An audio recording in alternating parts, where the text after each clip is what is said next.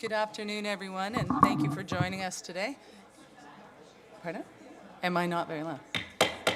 All right, Council, we're get ready to resume. I'm going to start with a Indigenous territorial acknowledgement. We would like to begin by acknowledging that the land on which we gather, land on which we are broadcasting from today, is a land traditionally cared for by the Haudenosaunee, Anishinaabe, and Neutral people. We also acknowledge their enduring presence and deep traditional knowledge and philosophies of the Indigenous people with whom we share this land today. I'd also like to take a moment to do a council statement and a moment of reflection around the National Day of Remembrance of the Quebec City Mosque and Action Against Islamophobia. January 29th is the National Day of Remembrance of the Quebec City Mosque attack and Action Against Islamophobia. On January 29th, 2017, 6 Muslims, Abrahama Berry, Mamadou Teno Berry, Khalid Balasema, Abdul Karim Hussein, Azadine Sofani, and Abu Bakr and Thabti were killed. I apologize for not saying those names properly. And 19 others were injured in a hateful act of terror when a person wielding a gun entered the Centre Cultural Islamique de Quebec in Sainte-Foy following evening prayers. This senseless killing was a result of Islamophobia, racism, and bigotry. In memory of the victims, in solidarity with the survivors and those who were injured, the families and friends who lost a loved one, and in recognition of those who put themselves in harm's way to protect others, we pause, reflect, and take action. The remembrance serves as a critical reminder of the work that must be done to eliminate Islamophobia, hate, racism, and all forms of discrimination and prejudice locally and across Canada.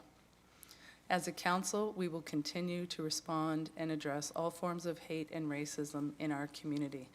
And I'd also just like to take a moment to thank the Coalition of Muslim Women for their ongoing work that they do for many years in our community, but yesterday in particular, they had a morning session at St. George Banquet Hall with systems leaders from representing a number of sectors, municipalities, school boards, police, hospitals, media, etc. were there. Post-secondary institutions and others were there. And this was an opportunity to discuss the work that needs to continue across all of these sectors to recognize and address microaggressions that continue to occur, understand how to recognize and address issues of hate. And it was another important conversation that they led, and of course goes to our shared goal of building a community where we all feel that we are safe and that we all feel that we belong.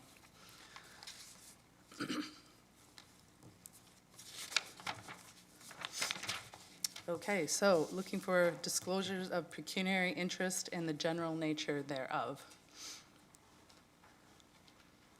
Seeing none, we are starting today with presentations with the Office of the CAAO, Tim Anderson, who's heading to the podium to present the Chief Administrative Officer's business plan. So welcome Tim, Sandy Little, who's our Director of Strategic Initiatives, and Justin McFadden, who is our Executive Director of Economic Development. So over to you, Tim.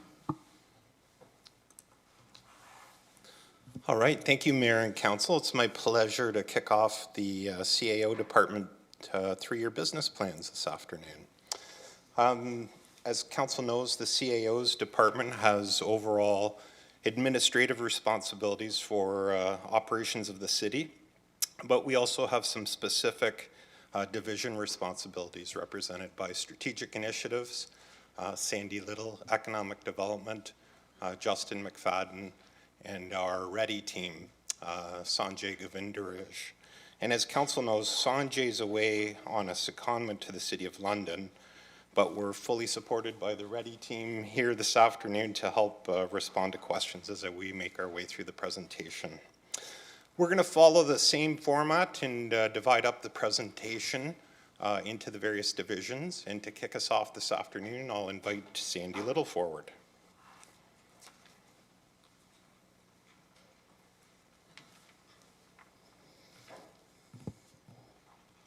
Thank you, Tim. Good afternoon, members of council. I am incredibly proud to present the 3-year business plan for strategic initiatives, the city's newest division. We are a team of 2, but we have ambitious goals and plans for 2024 through to 2026. The engagement that is the building block of our new strategic plan continues to play an important role as part of implementation of that plan. Community Conversations is our first business plan initiative and will allow for continued conversations and engagement with our entire community, focused on each of the strategic priorities, with involvement from council, staff, and our community partners. These conversations will vary in size, format, and topics, just like all conversations. This initiative is the start of a new journey in terms of strategic planning here at the city, as we place a renewed focus on implementation of the plan. Strategic Initiative's second initiative is related to the Corporate Climate Action Plan, or CORCAP, which is being presented to Council this evening. Although the plan is completed, we must now move to implementation. We are committing to lead, collaborate, and mobilize staff across the organization to complete the short-term actions over the course of the next 2 years, in addition to initiating the medium and long-term actions in parallel. Our third initiative is a corporate electric vehicle infrastructure strategy. With the establishment of the Strategic Initiatives Division, it allows for a cross-divisional view of sustainability and climate change work across the city in a holistic way. We recognize that electrification of our fleet is underway, but we need to ensure we are planning for the transition in a holistic way.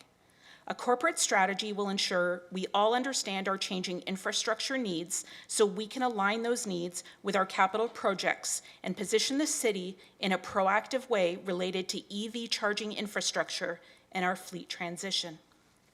The fourth initiative builds on the theme of implementation. Council approved the Corporate Climate Change Adaptation Plan in 2019 with a total of 37 actions.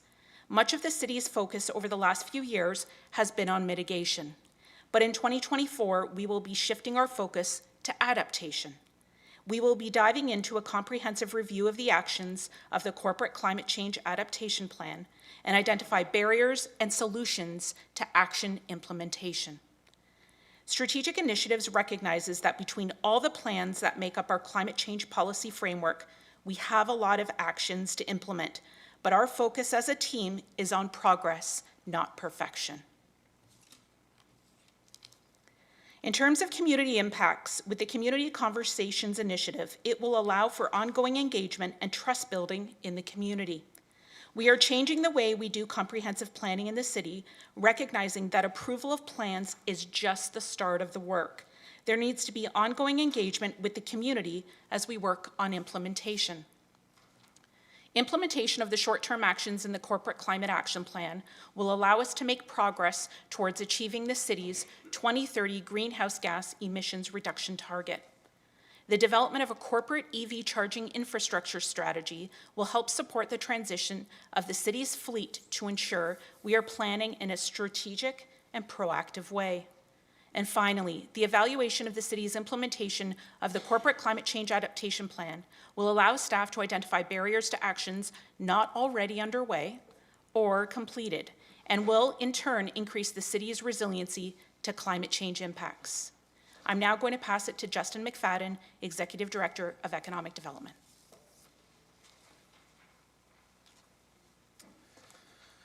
Thank you. Good afternoon, Council. Just a quick overview on economic development. I guess can I switch this myself? Okay, perfect. As most of you know, economic development is it's generally a series of programs and policies or activities that seek to improve the the overall economic well-being and quality of life for a community. So in terms of strategic initiatives for our group for the next 3 years, we're focused on 3 key initiatives. The first being strategic land development. ACTEV has held a long-standing role in the strategic acquisition, disposition, and redevelopment of lands for strategic purposes. Typically, this has been focused on employment lands in the past, but more recently has also been focused on affordable housing, volume of housing, and that sort of thing. Probably the most visible example of strategic land development would be Generation Park, and that's a role where a project that ACTEV played the role of developer, bringing those lands to fruition, and are now transitioning into marketing and selling of those lands in terms of our ACTEV role. Second key initiative is our business retention and expansion program. The way it's kind of written on the screen there, BRANDE, it kind of looks like we've created some kind of special marketing initiative there, brandy, but I think that's an AODA translation. Normally we do a BR and then an and symbol with an E to signify business retention and expansion. But that's basically an ongoing effort on our team's part to engage with the business community, go out and meet with business owners, business leaders, folks in the educational community, and other areas with an impact or a focus on the business community, and really understanding more about their needs, their challenges, the issues that they're having day to day. And the things that we discover from that process can range from things as simple as snow clearing challenges that might need to be fixed, all the way up to policy issues that they may be challenged with at the provincial or federal levels. And so we'll work with local partners, regional partners, provincial partners sometimes to work on helping these businesses through some of those challenges. So that's an ongoing program, and sometimes it will lead to strategic investments and also things like community improvement plans. So community improvement plan would have been created out of sort of better understanding the business needs in the community through a BR&E type of program. And then finally, our third key initiative is around increased investment in arts and creative industries, and this takes there's a few elements to this in terms of our role. One is kind of playing the role of lobbyist, lobbying all levels of government, including municipal, provincial, and federal, to increase investment in the arts and creative industries sector.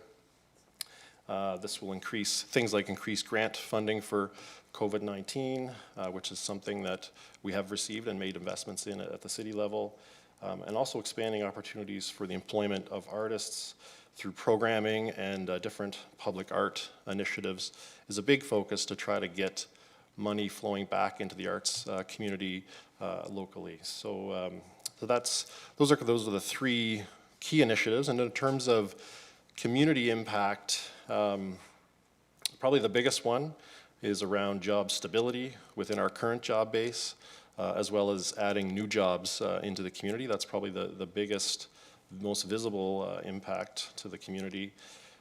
We also some of the other sort of impacts include the housing continuum. As I mentioned, some of the strategic investments have evolved into housing and affordable housing, so ensuring that we're meeting that overall target of 16,000 homes in Waterloo by 2030, but also making sure that a good number of those homes are affordable for the community and affecting that full spectrum of affordability. And then ensuring that the investments that we see into the arts and culture are creating events and experiences that celebrate the diverse community that we have here in Waterloo. And then ultimately, all of these pieces sort of work together to make Waterloo a place where we all want to work and live and play and learn. So that's it from the ACTEV side. Thank you very much, Justin and Sandy. Apologize for my coughing fit, but back to you, Tim. Thanks, Mayor. And I'll just close off on the division updates with an overview of the key initiatives for the READY team.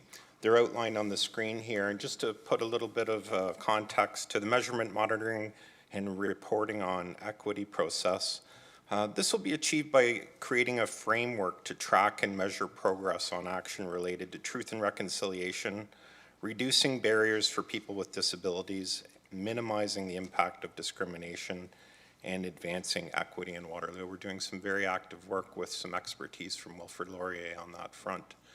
The Indigenous Ceremonial Outdoor Spaces Council touched on this one and heard about it last week through Community Services.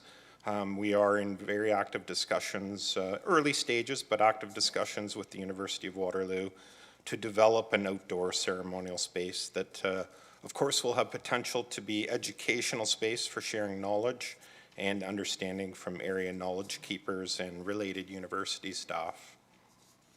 The anti-hate strategy, the city will take a proactive approach to address hate and discrimination, again, by developing a municipal anti-hate strategy, a little more thoughtful process rather than kind of reactive, and doing that in collaboration with community organizations, municipal partners, and subject matter experts. The multi-year accessibility plan, this is a legislated requirement under the Accessibility for Ontarians with Disabilities Act. The multi-year accessibility plan will provide an important roadmap for us as a municipality and supporting the very diverse inclusion needs of local residents and visitors. We're taking a lived experience approach and working alongside the ODA standards to develop a 5-year action timeline.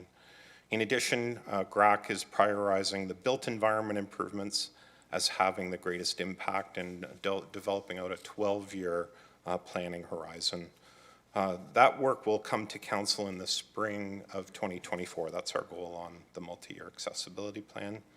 And then finally, the corporate ready learning program launch, kind of foundational to the work that we do, is making sure that our staff are coming along the journey on learning across the corporation. And this will provide foundational knowledge that will benefit all Waterloo staff.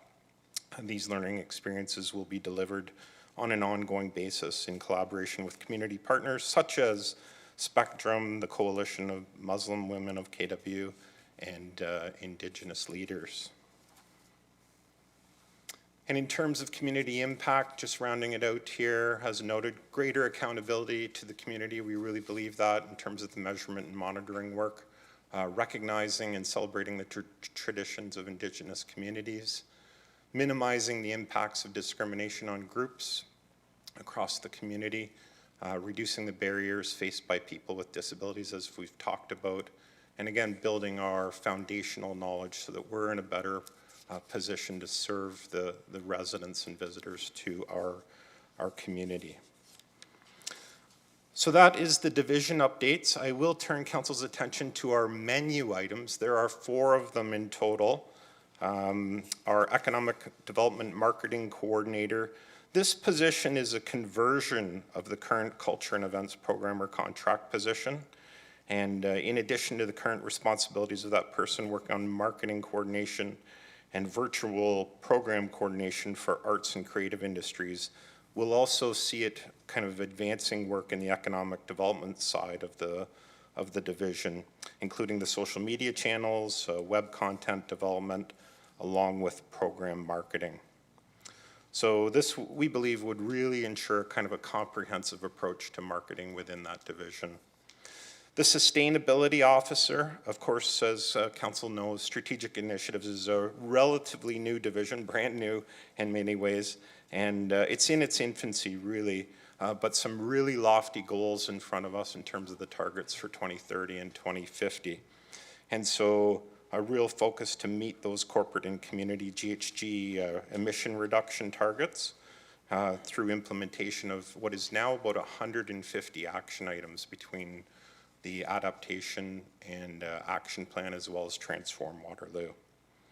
So yeah, this division's really moving from policy planning to really putting action-oriented directions moving forward, and again, some additional assistance beyond the 2 individuals we see as a need there. And then just closing off, M7, the Data Policy Analyst position. This would be a shared resource between the READY team and Strategic Initiatives.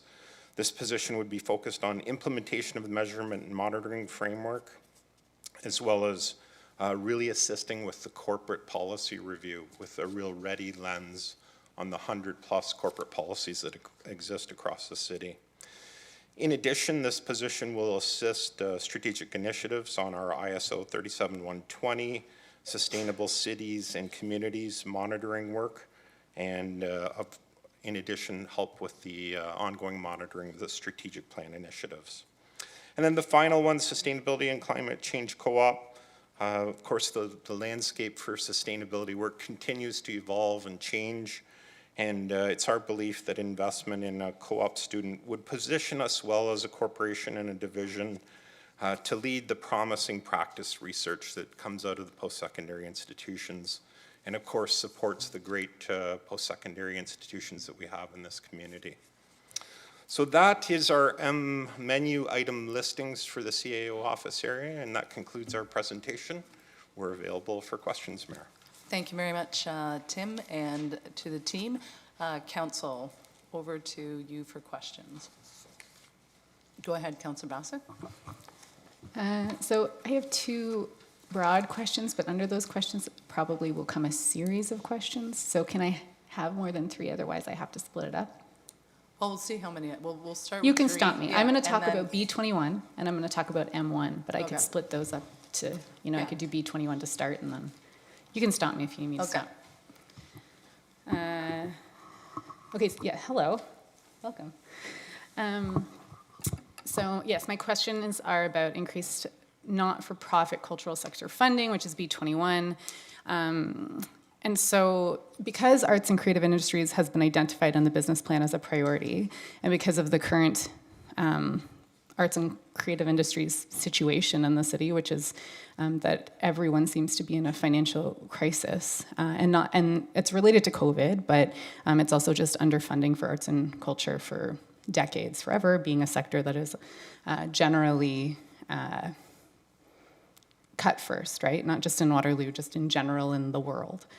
And so I was surprised to see only $25,000, 75 in total, but $25,000 for 3 years for this increase, knowing how much more is likely needed for this sector. So my questions are around that. So I'm curious about just if you could give us all a better sense about what this money will be allocated towards to start, what the actual needs are, what we're losing out on by not allocating more, and if this amount were increased, what would it be used for? I can repeat those. I'm just trying to ask them as one question. I was going to say that's your 3 or 4 questions right there. Thank you, through you, Mayor. Maybe best I turn this one to Estero. I know Estero's team had originally submitted a higher budget request, but let us defer to Estero for a response. So through you, Mayor, to Councillor Vasek, the increase that we are requesting will be used to provide cost of living increases to our KCI organizations and affiliate organizations, and any surplus funds will be allocated to our arts grant program to benefit the arts community at large that apply to that program. We know through our most recent COVID recovery grant that there is a significant need still in the community. The sector is still grappling with the impacts of COVID-19 and all of the subsequent increases in costs. And the COVID recovery grant was oversubscribed by about 100%. So that gives us some sense of the need that's in the community. Great. I think that's excellent. Thank you. May I ask my... Second question? Yeah. Okay, go ahead. Yeah. Okay, so I'd like to increase the amount of money that goes to arts and culture this budget cycle. And yeah, 2 thumbs up for anyone in the back who didn't see that. But we have big pressures this year, over the next 3 years, big tax impact. And so I'm trying to see if there are other opportunities for us to shift money internally. And so a couple of thoughts I had, and if you could give us a better sense, Justin, of the brand BRNE sort of bucket of money. I think there's an understanding that there's kind of a bucket of money there. And if there is that an opportunity for finding some additional funds? Thank you, Councillor. Through you, Mayor, to Councillor Bassick. So I think the bucket of money that's, that folks would be looking at as it relates to that would be in the CIP. So there's about $400,000 available in the Uptown CIP today. And then there's also some ongoing funding in the capital budget for the next 8 to 10 years, probably in the neighborhood of kind of $50K per year over that 10-year period. So there is funding that's going into the Uptown CIP, and that is probably more than is needed based on the current run rate of usage within the Uptown CIP, which is primarily being targeted and used with the facade program. And that program's been in place for about 8 years, and saw its zenith a number of years ago during the LRT construction, and then has seen some, sort of consistent usage, but probably in that 50 to 100K per year range. So there may be an opportunity to look at that CIP for some additional kind of one-time-ish kinds of funding. By one time, do you mean 1 year or? Yeah, well, 1 year, 3 years, something that's sort of capped from a time perspective, yeah. Okay, thanks. Yeah. And is it appropriate to use dollars from the Uptown CIP for arts and creative industries? Through you, Mayor, to Councillor Bassick, I would say there's certainly been a history of reallocating funding from that reserve or from that fund into arts and culture. Arts and culture, as everyone knows, does have a significant impact on the Uptown. A large percentage of the events are invested in the Uptown. And then obviously investments into sort of the broader community have arts community and what have you, definitely has an impact on the Uptown. There's nothing, I don't believe there's anything that would require that funding to be used in the Uptown. I think it would be up to council's discretion to ultimately decide where that would go. I'll defer to finance on that for sure, but I'm fairly confident that that's the case. Okay, thank you. I have one extremely related question. It would be weird to come back to it after, because it's completely, okay, I'll come back to it, it's fine. Let's just hold on that. I don't think it'll be too weird to come back to it. Other questions from council? Councillor Wright. Thank you. Through you, Mayor. Tim, I think this question is for you. So I just want to acknowledge the very forward-looking lens that we have right now with a 3-year budget and really some long-term goals. 2030 and 2050 can sometimes seem like an eon away, and yet that time in between closes faster than we might expect. So given that, and given the menu items that you spoke about briefly, I'm just wondering about where we can be the most strategic and potentially catalyze this moment that we have right now with those menu items. Maybe you could speak to that in the moment that we're in, where we have momentum and where we might actually get stuck should we not have certain kinds of capacity. Thanks. Yeah, thank you through Mayor McCabe to Councillor Wright. A really, really good question, and kudos to Council for the strategic planning that was really the springboard for a lot of the long-term thinking, as well as our long-term plans around climate change. We have not ranked our menu items specifically, and a lot of thoughts kind of go through my mind in response to that, but we do have some real sustainability climate goals in front of us that are fast approaching. So, from the perspective of investment in climate change aspirations, either through our division or the other departments across the corporation, we know that's a priority for council, and we know it is for the administration. And it's kind of an all hands on deck approach. At the same time, there is a balancing effect of current needs of our residents and the needs of the READY team to really fulfill their mandate. That's a newer team too from 2021. And the changing mosaic of our community. So, difficult response. I see merits in many of the menu items. But that's a little bit of a glimpse on the areas of priority I would see. Thank you, Tim. Did you have a follow-up, Councillor? No? Okay. Other questions? Councillor Bodley. Thank you, through you, Mayor McCabe. I have a question about B11, which is the climate change and sustainability contributions item.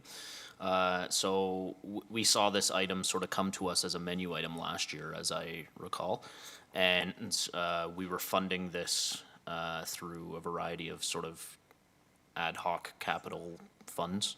And so I think it's appropriate that it's finally in our core budget here to support the work that all of the organizations such as REAP and SWR, et cetera, do in our community. One of the things that I note within the budget paper is that there is an extra $30,000 in there over and above the actual contributions to those partner organizations. And I'm wondering if you can provide some additional context into what we anticipate using that extra $30,000 for. Thank you. Through the mayor to Councillor Bodley. Really good question, and thank you for recognizing that it was a menu item last time around, and we've submitted it as part of our operating budget request.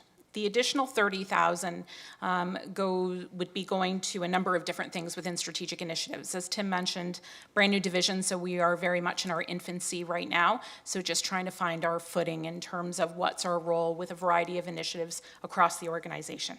So a few things that additional $30,000 could go towards.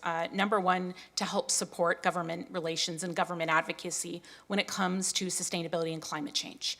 So recognizing that sometimes with certain requests, we have to produce additional materials to help support those requests. So this funding would go towards that. And so one of the examples recently was at the AMO conference in 2022, where one of our asks was related to the transformational project at RIM. We prepared some extra marketing material to help support that request. Another example of an initiative that it could go towards is actually joint initiatives within the organization. So sometimes we'll get requests from certain divisions being related to sustainability and climate change especially, where funds are limited, they might be brand new initiatives, and it's an opportunity for us to partner with them.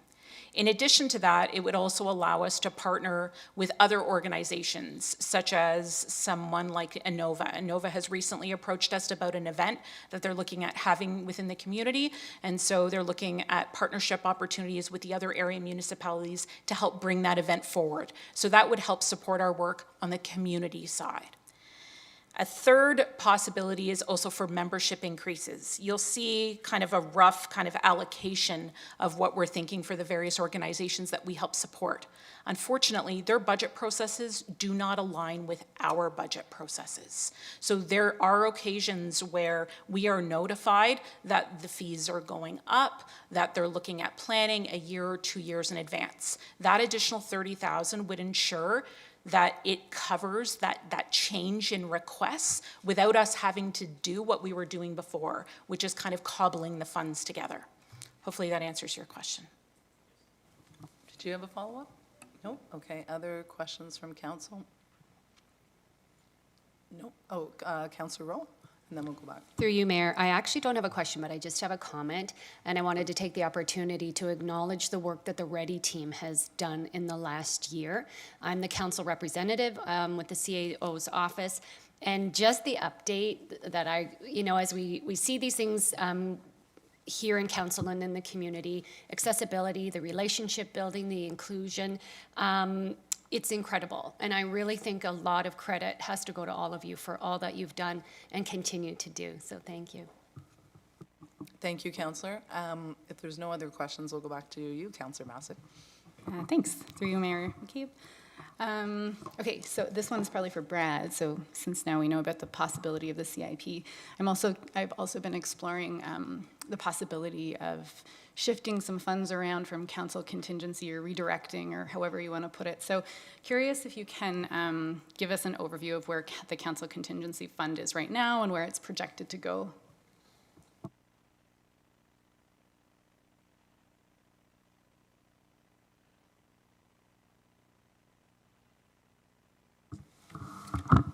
Through you, Mayor, to Councillor Vasek, and thank you for this question in advance, as there are some pieces to this one. So the Council Community Party Contingency Reserve is projected to have an ending balance in 2023 of $425,000. I say projected as we're still working through the final entries, interest allocations, et cetera.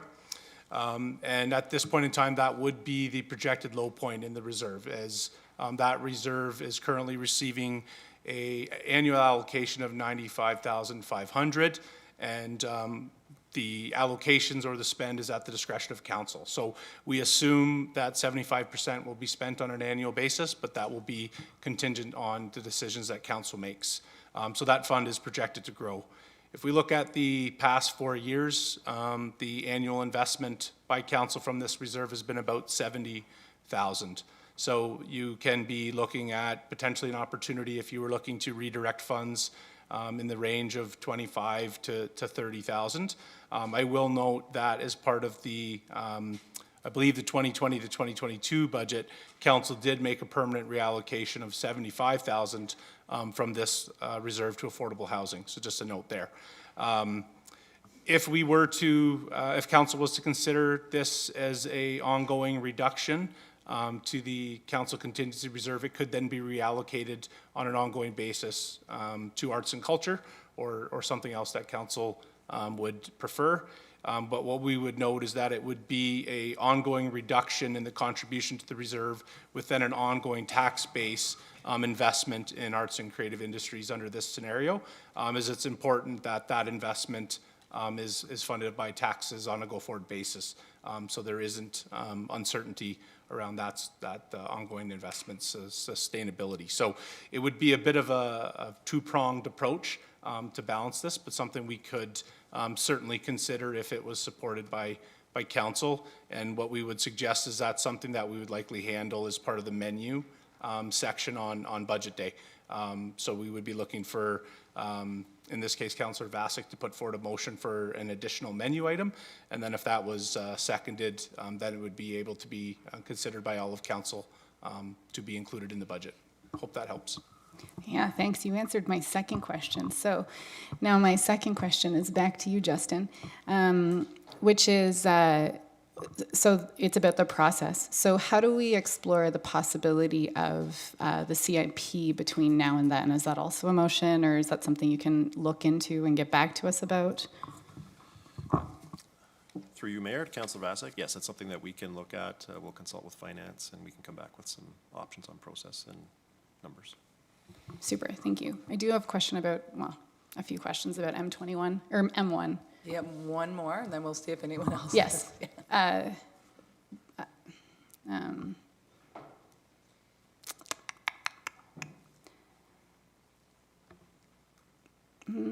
Yeah, like if someone wants, yes, okay, so what I'm curious about, it's a conversion project, so somebody's been doing this job, and so what I'm really curious about is what the impact of that person's role has been for the city and also the broader community. Through you, Mayor, to Councillor Vasek.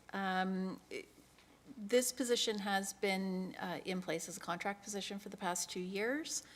And in that time, well, just since 2022, we have seen significant increases in our outreach through all of our Create Waterloo social media streams.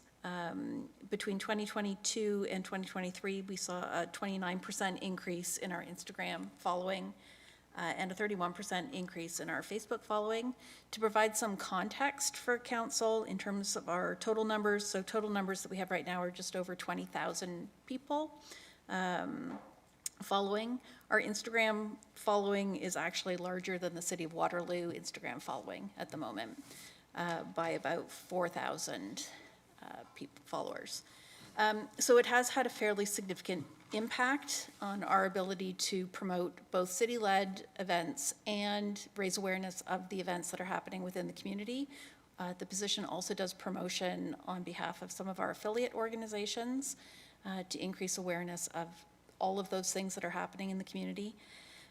During our recent creative sector consultation as part of culture plan development, increased awareness and increased promotion and assistance with those things was identified as one of the top 4 priorities by the community.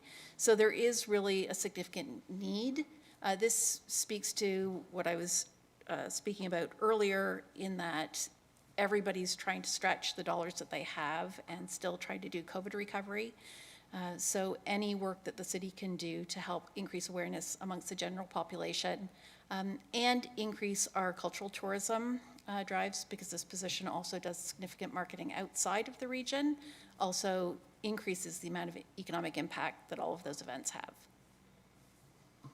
Thanks so much. Thank you, Councillor. Any other questions from council? Oh, Tim, I just have a quick question about, oh, sorry, go ahead, Sandra. Or Councillor Hamner, my apologies, go ahead. Thank you, Mayor. Through you and Estero, to you, building on Councillor Vasek's last comments, can you just let us know what's the risk of not having this particular position? It's a 2-part question. And if we didn't have it, is it possible to be handled elsewhere within the city? The responsibilities of it. So through the mayor to Councillor Hamner, the risks of not having this position approved, I think, will significantly decrease our ability to support the promotion of both city-led and community events. We don't currently have the capacity on our team to take on this role if this contract position is eliminated. So in order to sort of manage that shortfall, we would be looking at decreasing some of the city-led events that we have. There is a real need to, because of the loss of some of the local media channels like the Chronicle, there are really limited avenues now for some of that promotion. We have seen significant growth in all of our events, so our capacity to kind of do that job off the side of our desk has really decreased. Just to give council some idea of the sort of growth that we're dealing with, in 2019, total participation in our programs was 47,000. In 2022, it was 464,000. So there is that real growing interest in participating in free public events that we're trying to support. Great. Thank you for that, and I apologize if I put you on the spot, but you answered my question. Thank you. Thank you, Councillor Hamner. If there's no other questions of council, did you do have other questions? Oh, okay. Over to you, Councillor Bassett. Okay, thanks through you, Mayor. It's just a continuation of questions for M1, which is that I'm curious if there are, so right now it's M1 is a tax impact, an additional tax impact to what's proposed that we'll vote on during the menu items. And I'm curious if there are any alternative funding sources that we could use to decrease the tax base impact should we decide to approve it. Through you, Mayor, to Councillor Vasek. Yeah, we've done a little bit of investigation, and I think we could do a little bit more in advance of budget time to look at some potential. I think we may be able to split from a few different sort of ongoing sources that may reduce the tax impact ultimately. There would still be a tax impact, but probably not as significant if it was fully funded. So from that source, so we can come back with something for council to consider when the menu items are being formally looked at. Yeah. Great, thank you. Thanks, everybody. That's it for me. Yeah. All right, thank you. Thank you very much. And just my question, Tim, is with the secondment of Sanjay's secondment, how does that impact the work in the Ready department and from the proposed staff additions, but just in general, the ability to get some of the work done? Thank you, Maria. No, good question. I think we're missing the capacity that Sanjay brought to the team. The team is really pulled together, I would say, in the interim here while we're going through a recruitment process for an interim director. They're keeping the wheels in motion on all of the initiatives. The pace and guidance that Sanjay had, we're trying to assemble support from across the corporation to keep things moving, including the CAO's office. So I think we're on track, and I'm optimistic that we'll be able to fill his role in the coming weeks. Yeah. Okay, thank you very much. And if there's no other questions from council, then thank you to all of you for your information and presentation and the work that you've done and the work that you're going to continue to do. Next, we have Kelly Kipfer, CEO of the Waterloo Public Library, to talk about the library's business plan. Welcome, Kelly.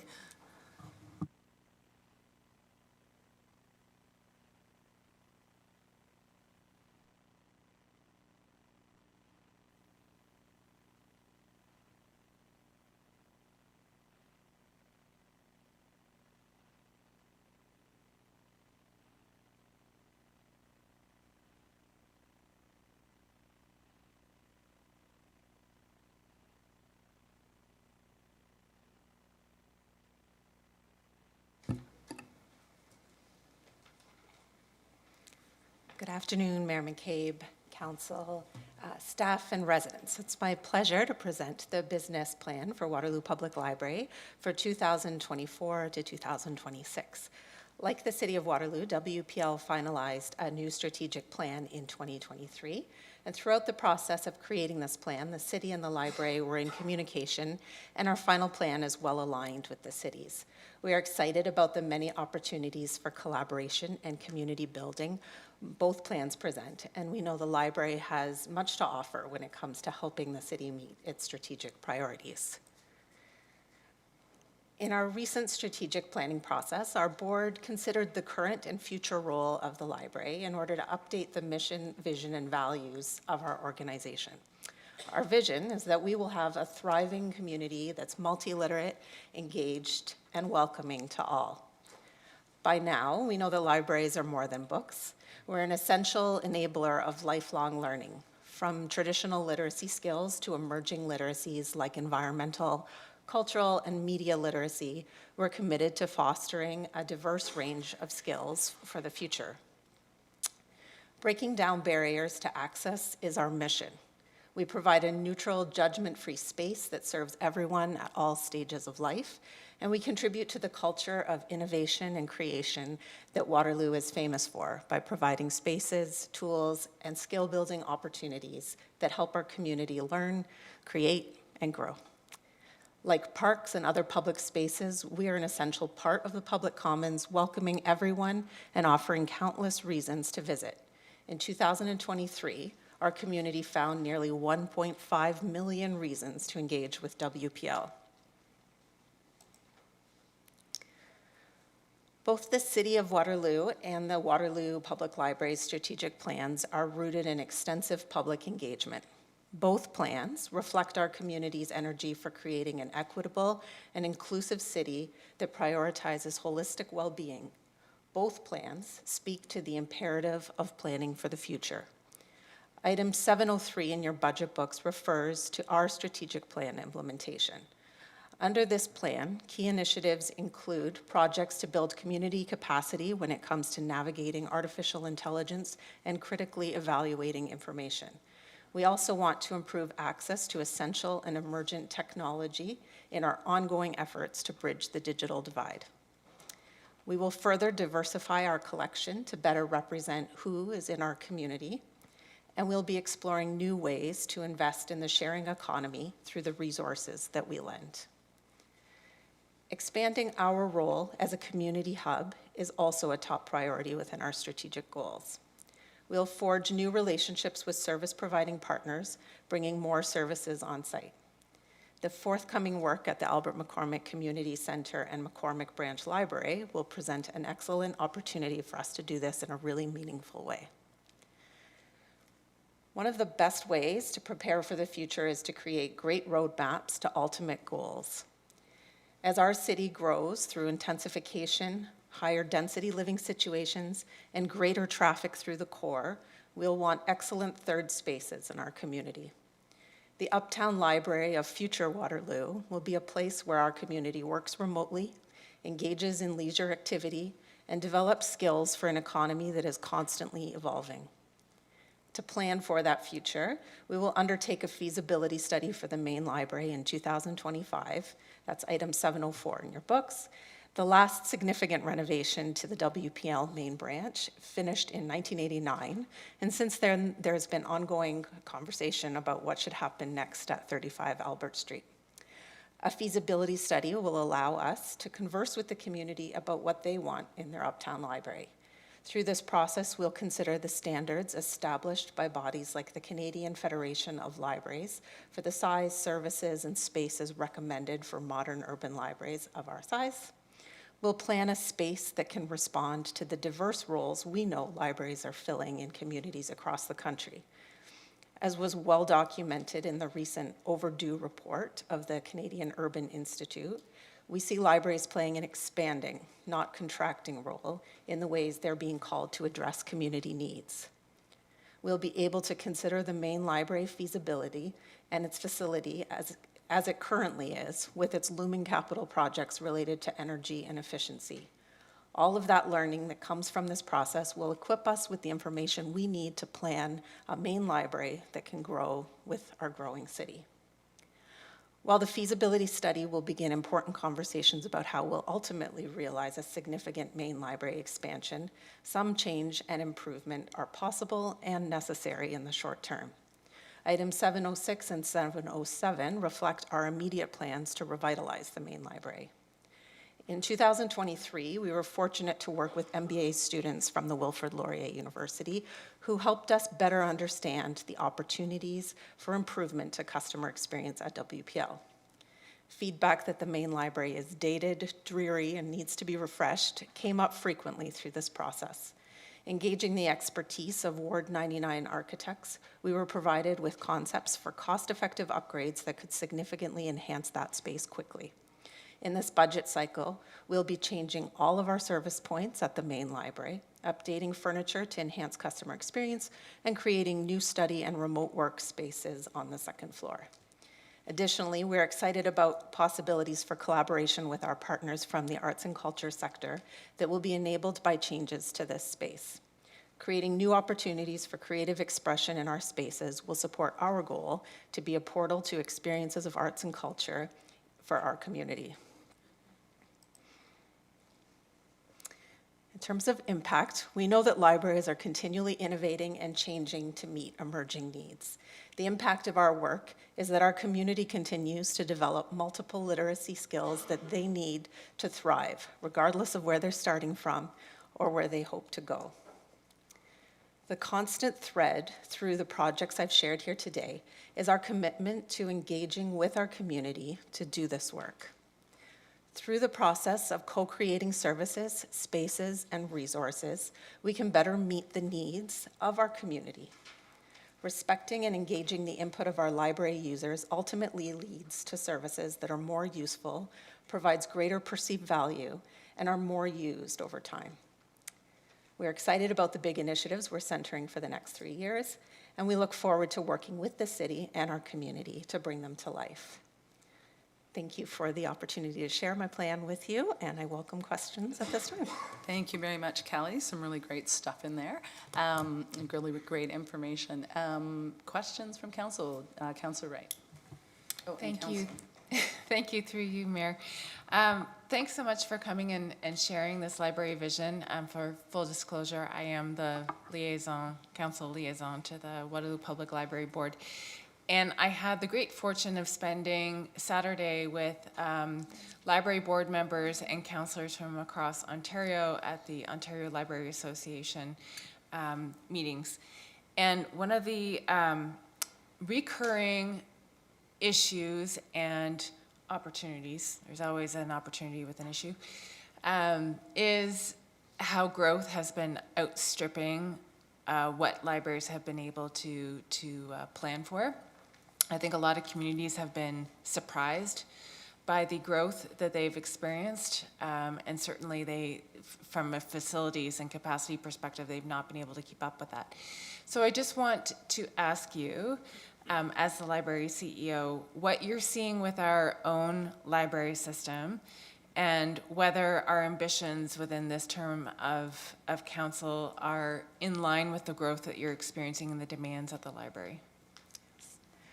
Through you, Mayor McCabe, to Councillor Wright, this is a great question. It's not only that the needs of growth are expanding rapidly, but what those needs coming from growth, whether it be for the diversification of our community, about the changing needs of space that we have, if it's about planning for where communities are going to grow and where library services will be needed and what library services looks like. So there's both the coming to the library, but also all the services that we know are important for connecting with people who are isolated. So I think in terms of planning for the growth, the proposal that we have for our business plan is about planning for both the facilities, but also the relationship that we have with the community. And I think I see that reflected in the strategic plan of the city. So I think it is very important for the things that are investments in terms of, the feasibility study. There is quite a history of looking at the main library, and for that to play the role that libraries have been playing across the country in terms of responding to a multitude of gaps that come through from federal, provincial, municipal gap areas. We really need to plan for a strong library that can be that community space. Thanks. And just as a quick follow-up on that, with this feasibility study, will we be looking at the full potential of the main branch of the library, or just like an interim until we could maybe revisit the full facility?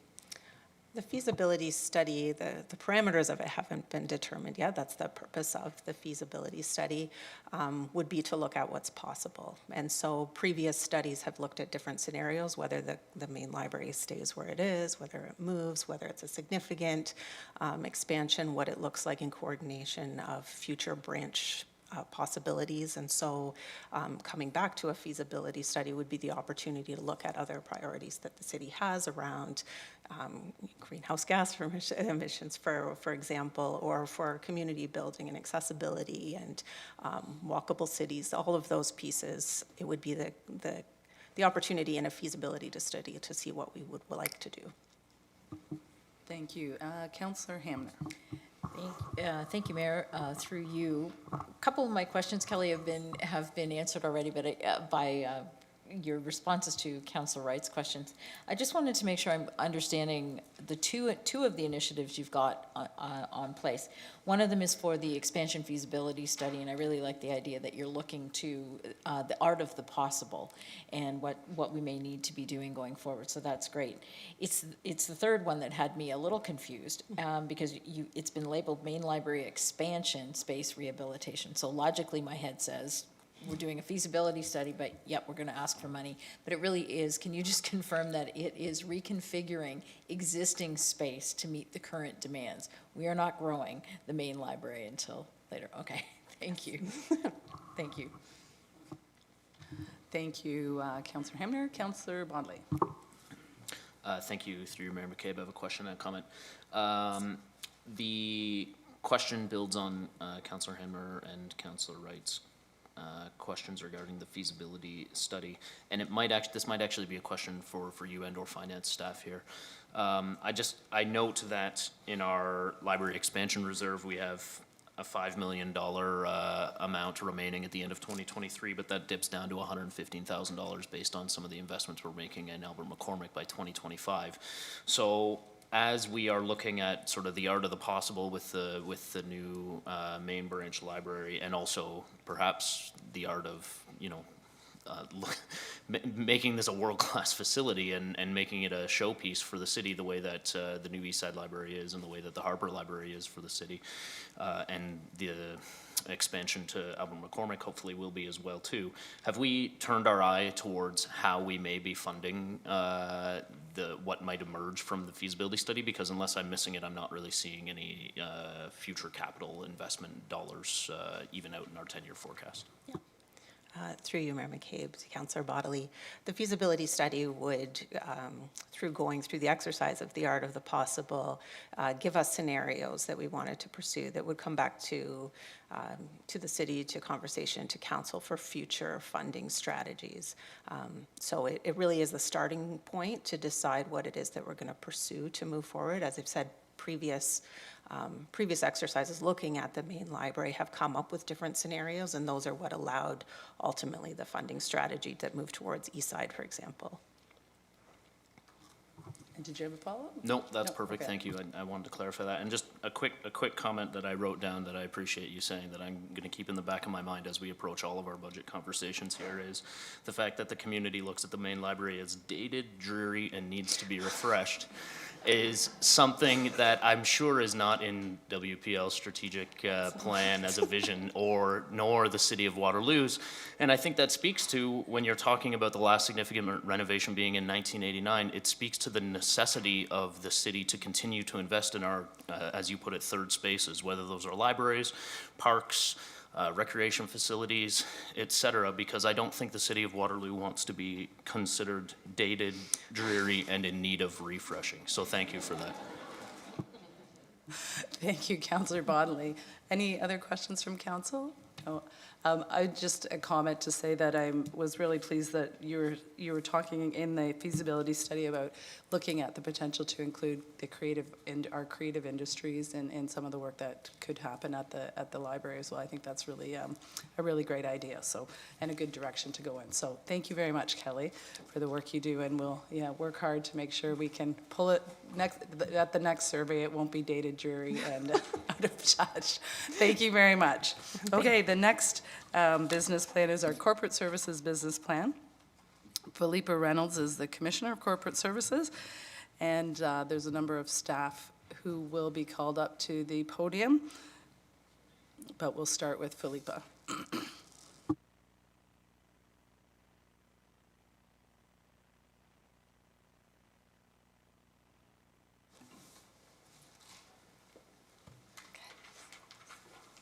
Making sure everyone's getting situated here.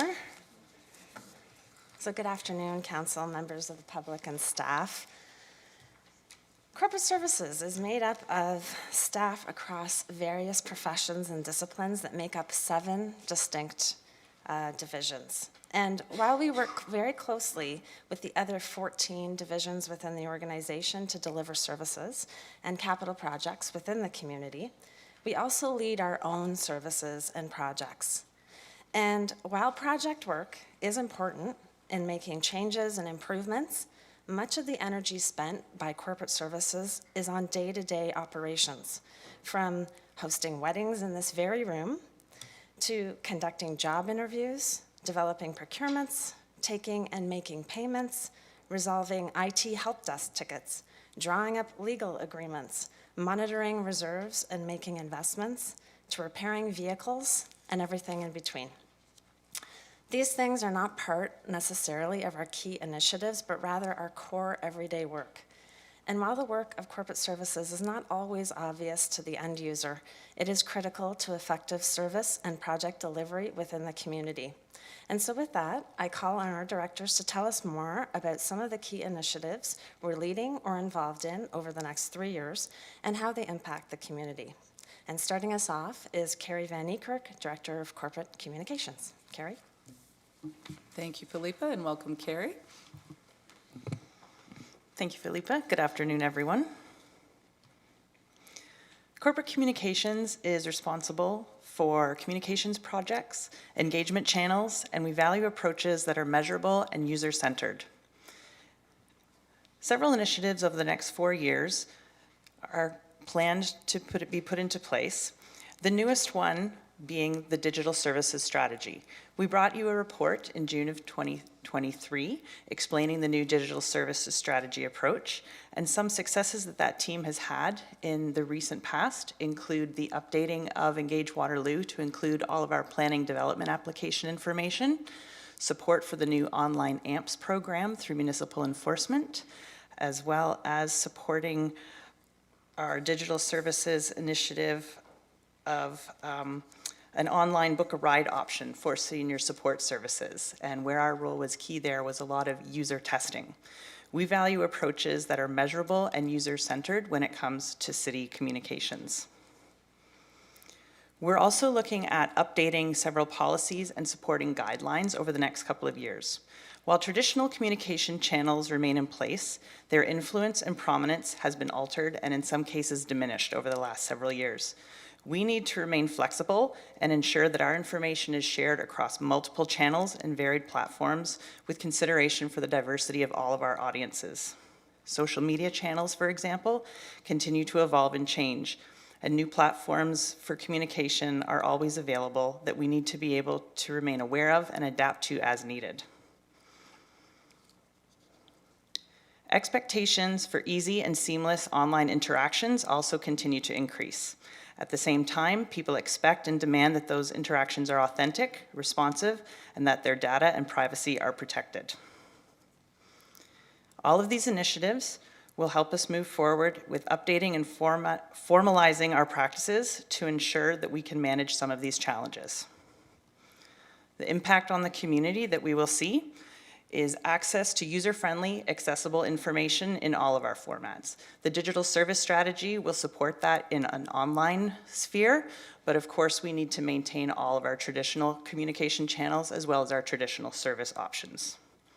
With the variety of challenges we're facing in reaching our various audiences, having these formal policies and guidelines in place will deliver consistency across products and services across the organization.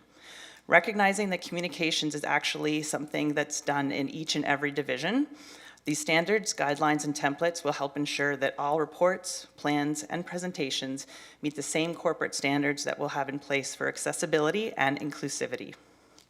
We want to make sure that all residents are aware, informed, and know how to access all of city programs and services, and that everyone knows and has the opportunity to participate in the decisions that impact them. As an organization, we want to ensure that we're doing these things consistently, accessibly, inclusively, and continually revising how we do them for the future based on feedback from our residents. Now I'll turn it over to a man who needs no introduction these days, Brad Witzel, Director of Financial Planning and Asset Management.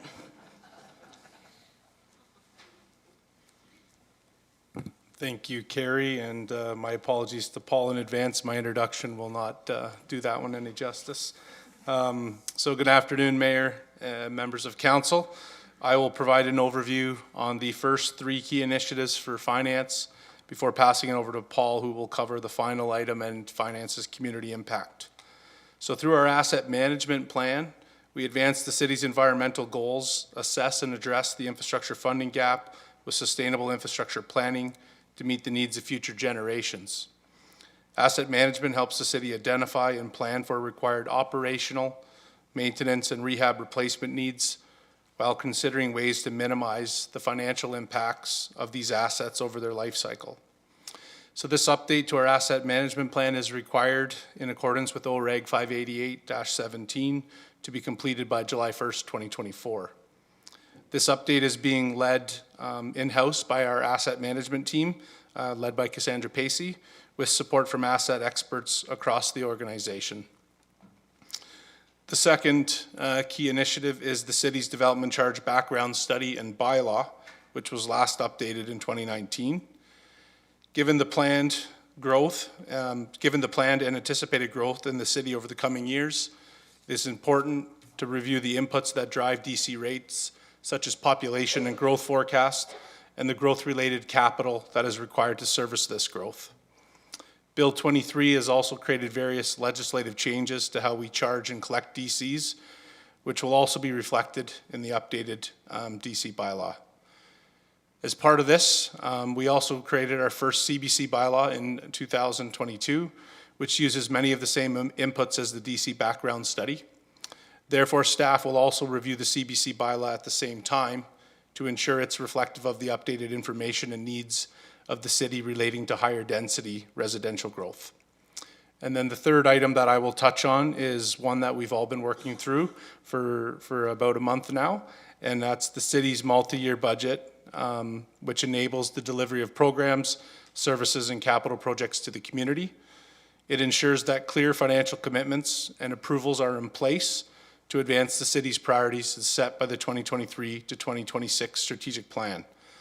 The 2024 to 2026 staff tabled budget was released on December 11th, 2023, with council set to make final budget decisions on February 12th, 2024.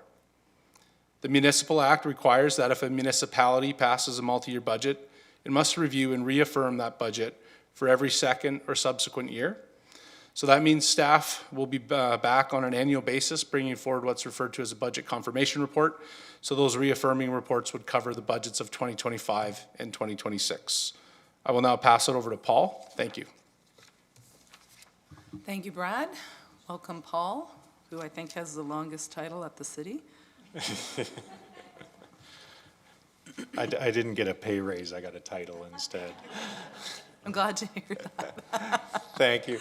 The final key initiative for 24 to 26 is the timesheet enhancement project for payroll. This project continues the ongoing efforts to eliminate manual and duplicate time entry in the corporation. Salary staff have already been converted to an electronic entry system, and work has begun converting our QP and hourly staff. This will be done in several stages to improve the efficiency and accuracy of how payroll information is collected for our over 500 hourly staff.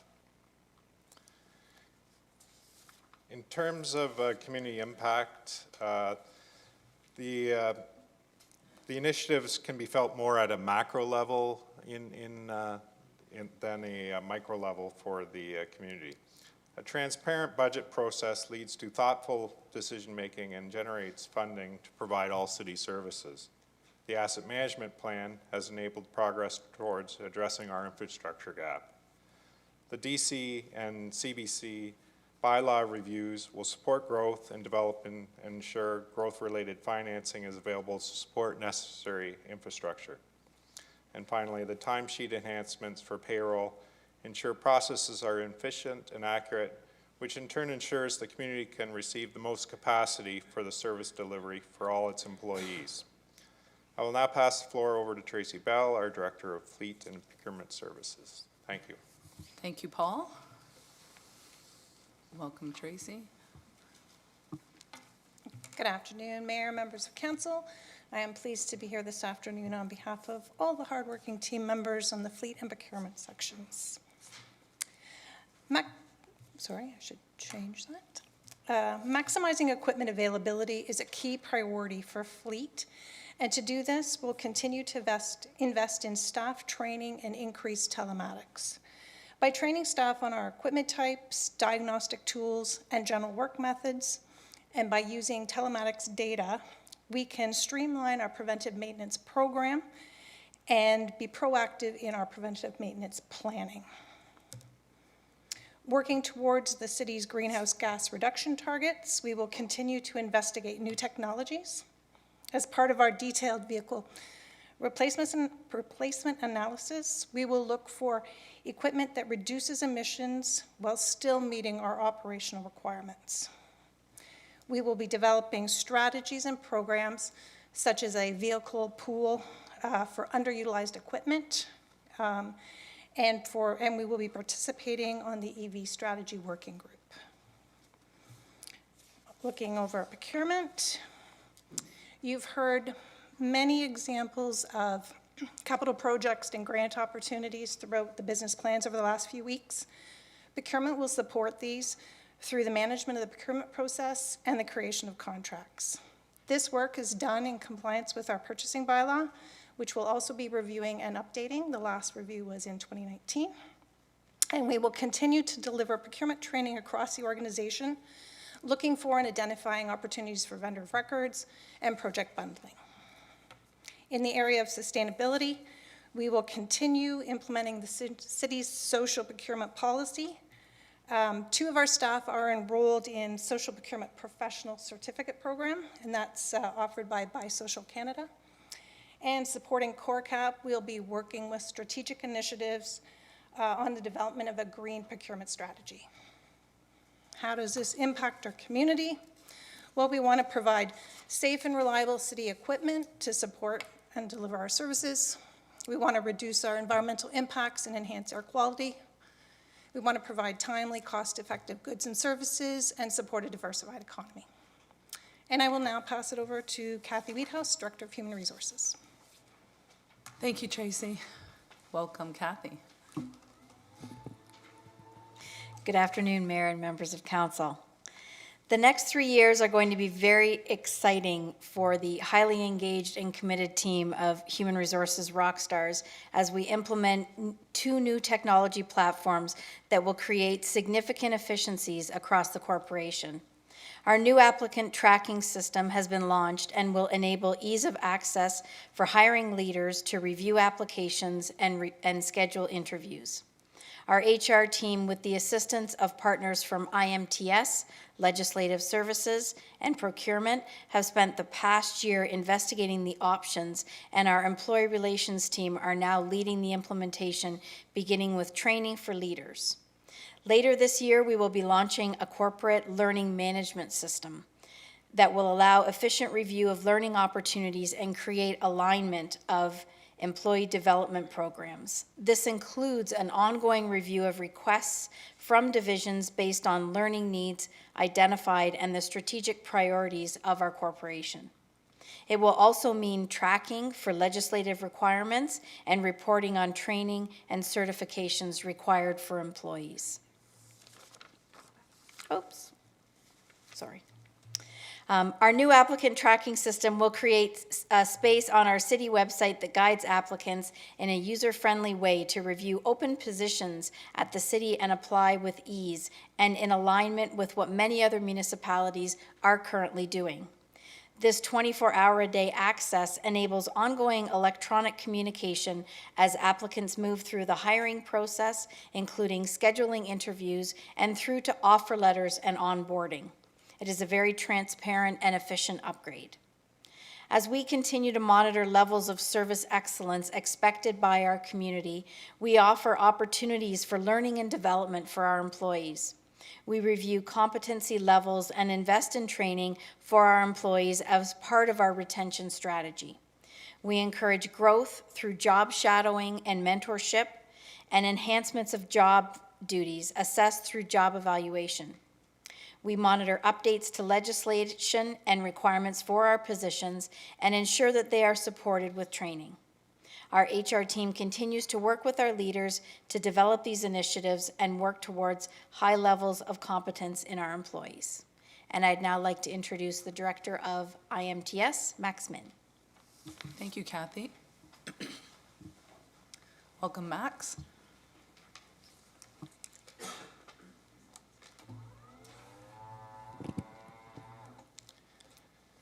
Thank you, Kathy. Good afternoon, Mayor, members of the council, members of the community, and our fellow staff. It's my pleasure to be here to talk about the key initiatives in this budget cycle related to information management and technology services. Our first initiative involves the creation of a robust application programming interface platform. This platform is designed to facilitate secure information exchange between external vendors and our on-premise applications. This objective is clear: to ensure safe and secure communication channels, fostering collaboration in digital space.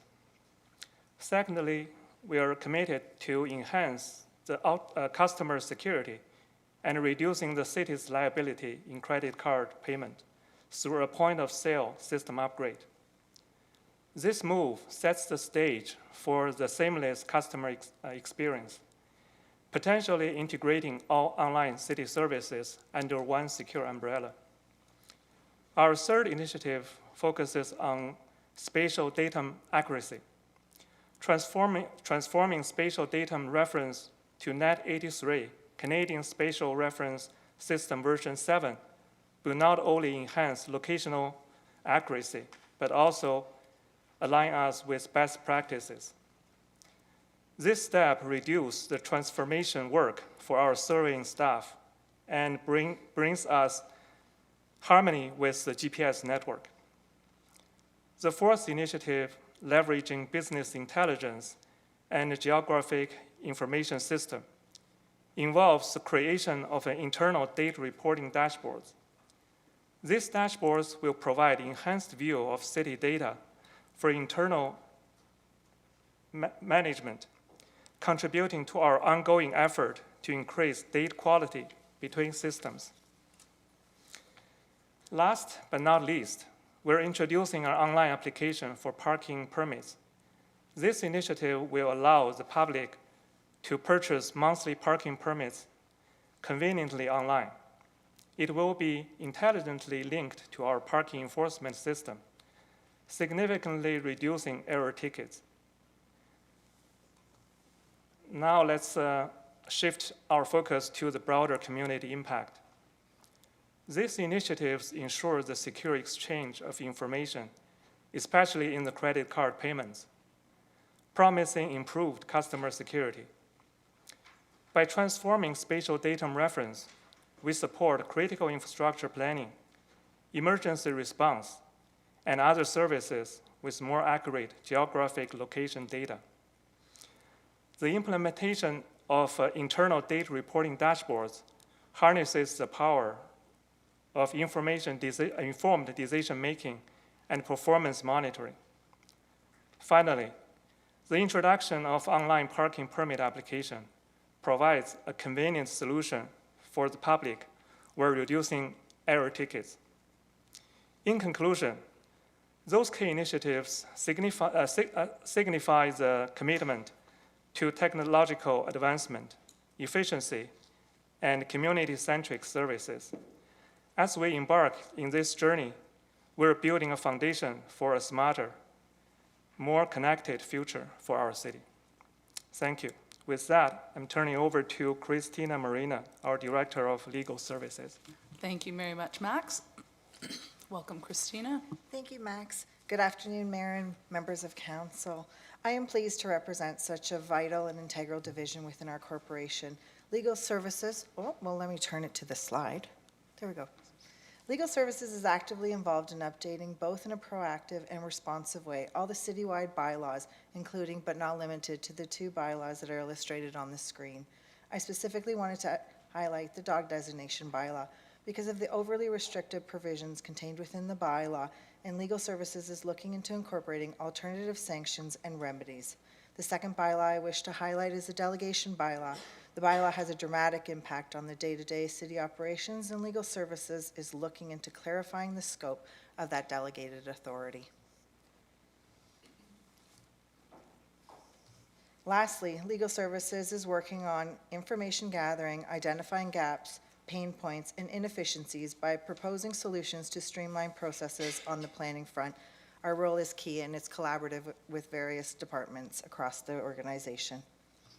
The community impact that Legal Services will provide related to the dangerous dog bylaw is to ensure community safety while giving consideration to the individual dog owners. In regards to the delegation bylaw, the community will benefit from creating efficiencies within our integral processes that will allow businesses and our day-to-day to continue. In light of the current provincial priority to accelerate housing development, we believe that our review and our proposed streamlined planning approvals will support the objective to build more homes faster. And with that, last but not least, I'm going to pass it off to Julie Finley-Swarn. She's our Director of Legislative Services, and she's our City Clerk. Thanks. Thanks, Christina, and thanks for that warm introduction of Julie, whom we're all very familiar with as Yeah, I'm well. just trying to compete with Paul, if I can, but thanks. Just if you'll indulge me for a moment, I just wanted to share some perspective. Last week, the person I watched clerk my dad's council meetings, my first boss, lifelong mentor, passed away. Watching Ted be clerk and then CIO, I learned how to be patient, remain composed, the importance of understanding the needs of council staff and the community. He would say, be kind. Remember how you got here, but most importantly, in the context of this room, remember why you're here. And I wanted to just share that today. Thinking of all this made me think about our small but very mighty division. I joined the city 24 years ago, and in 2004 we had 12 FTEs. Today we have 9, with 1 contract.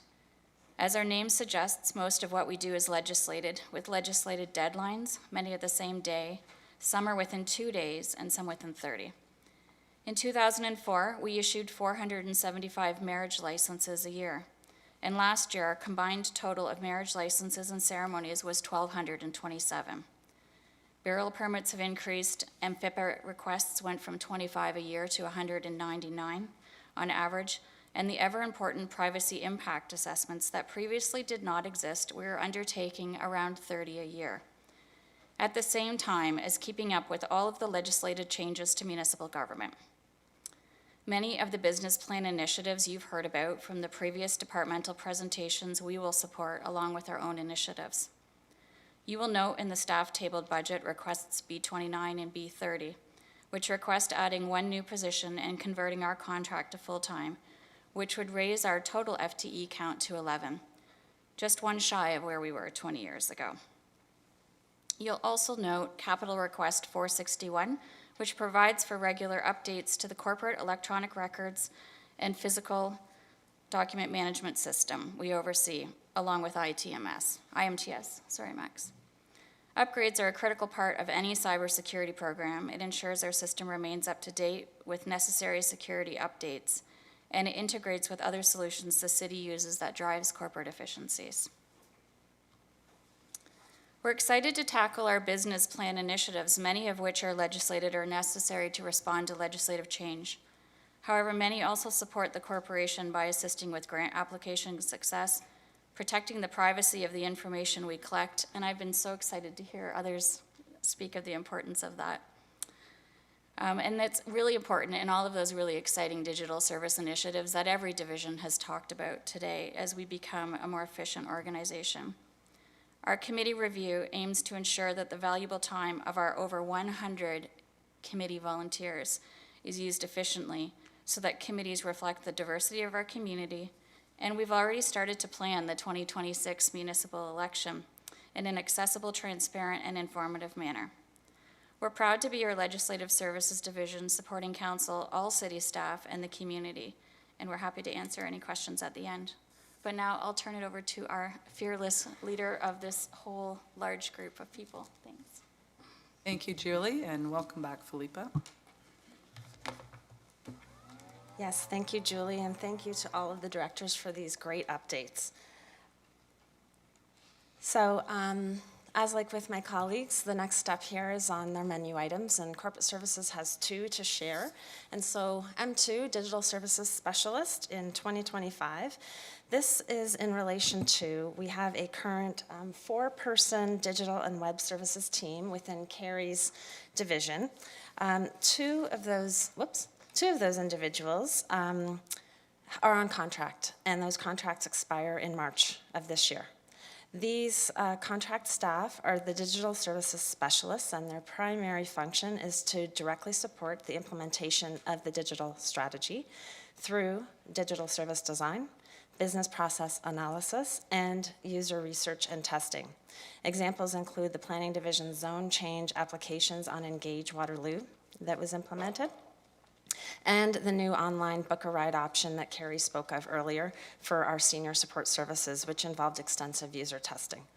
So this team of 4 are the minimum viable digital team identified by the consultant report that council received back in June. And the report recommended the conversion of these 2 existing contract positions to permanent in 2024. With additional resources considered and required as the program expands through to 2026. But unfortunately, we were only able to fit in the 1 conversion, and instead of 2024, we weren't able to do this until 2026. So this particular menu item converts the other existing contract in 2025. The other item, which is M12, the accounting clerk, this position is within Paul's area, and it is requested to ensure timely payments to suppliers and our employees continues to occur as transactional volumes have and will continue to increase. We will continue to prioritize large payments, of course, and payroll, but smaller payments may be delayed during high volume and vacation periods, and as a result, we may incur some limited late payment fees. So that's our 2 items for consideration, and we are very grateful for the opportunity to spend some time with you today going through our initiatives, and welcome any questions you may have. Thank you. Thank you very much, Philippa, and to all the directors who presented. Council, over to, yes, we'll start with Councillor Rowe. Through you, Mayor. Philippa, just a quick question. The 2 menu items that are currently contract, if they're not rolled over into permanent, will they continue as contract? Thank you for your question, Councillor Rowe, and I can certainly start, but maybe if Carrie would like to jump in, feel free, Carrie. But so the 2 contract positions, we would anticipate extending those contracts with one-time dollars from, we have a digital strategy capital project. Ideally, we're preferring not to spend that money on those contract positions because there's other work that needs to be done with advancing the strategy, but obviously we need the resources. So that would be really the plan B, would be to extend the individuals both forward until a future budget, so 2027 in this case. Thank you. Thank you, Councillor Rowe. Are there other questions from any member of council? Yeah, Councillor Wright. Thank you. Apologies, sorry, Carrie wanted to speak to that. Sorry about That's that. okay, I realized you couldn't see me there. Just to build on what Philippa said, we do have that as a backup plan. As she mentioned, the original consultant report, this is the minimum viable team that we need.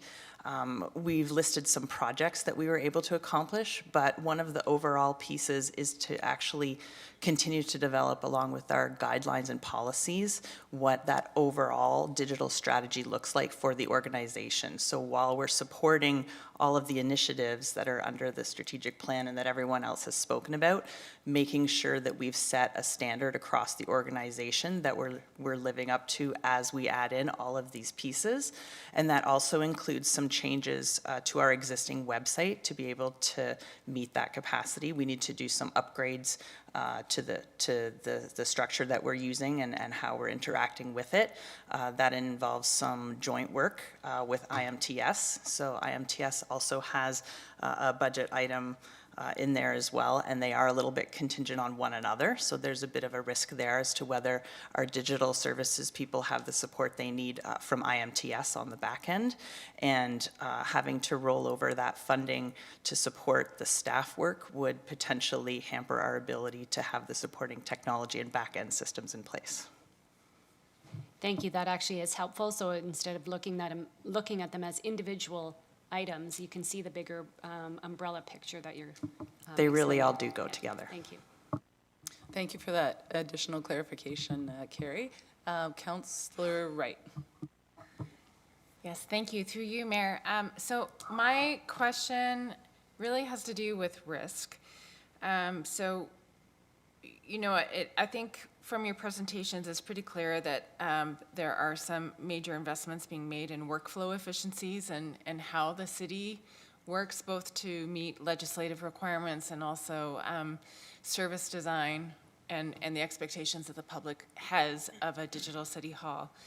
But it's also pointing to potentially some gaps. And so, you know, Carrie speaking to a minimally viable team at present. I also noted on the spatial data reference transformation, I was just hoping that somebody could clarify for me whether we are misaligned or lagging comparatively with neighboring municipalities, or whether we're just looking to invest in continuous improvement on that. So that's just one little point of clarification. But I guess the overall question is, we love a digital city hall, but where are we at in terms of our risk level, and where are we building the resilience in? Because I think the resiliency piece has to function, you know, in the world of cyber threats, but also in the world of not having enough slack in the system on our human resources side. So those two things being in balance with each other. Thank you, Councillor Wright, and I invite Max to come up and answer that question. Max, if you'd like, you can just come up here. Okay, he's comfortable down there. For the spatial data reference, I think over time, the version of this NAT 83 just evolves. And at this point, I think the version 7 is the most latest one.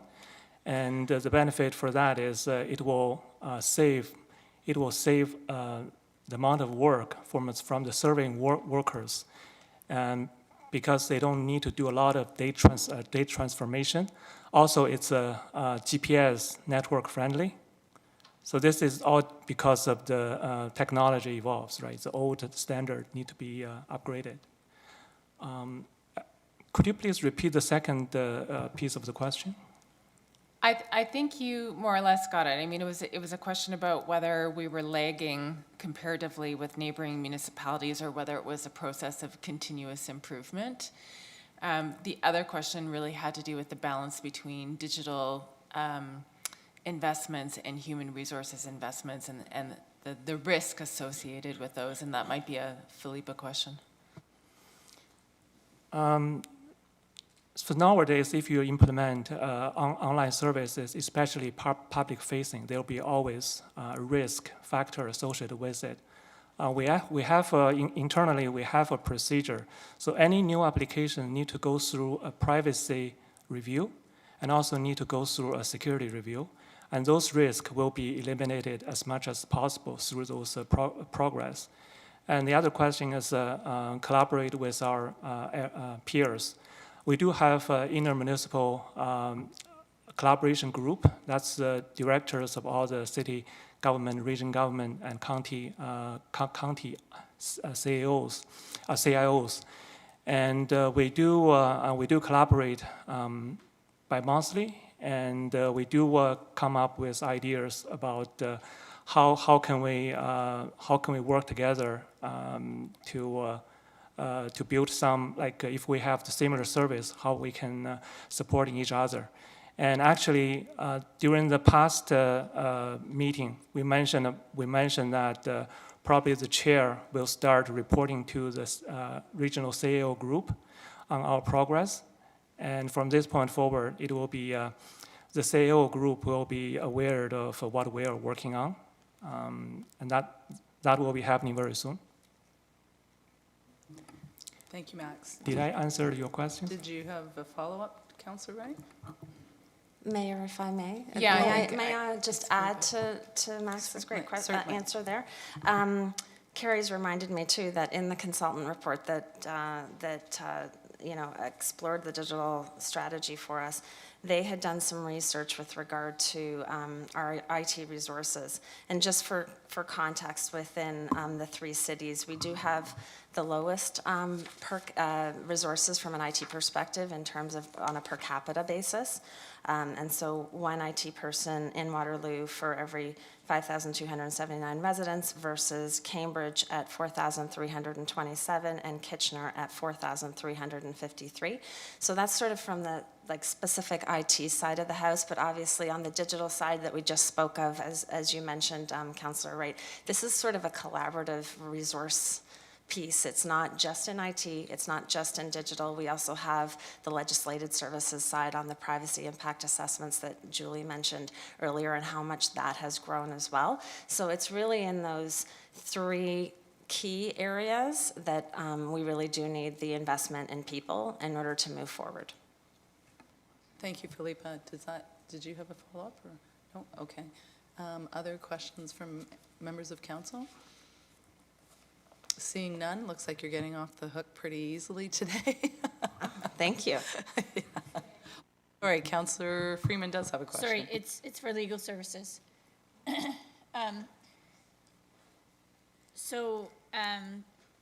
Maybe you could help me to understand kind of what the budget would be associated if we had to outsource the staffing that you're asking for.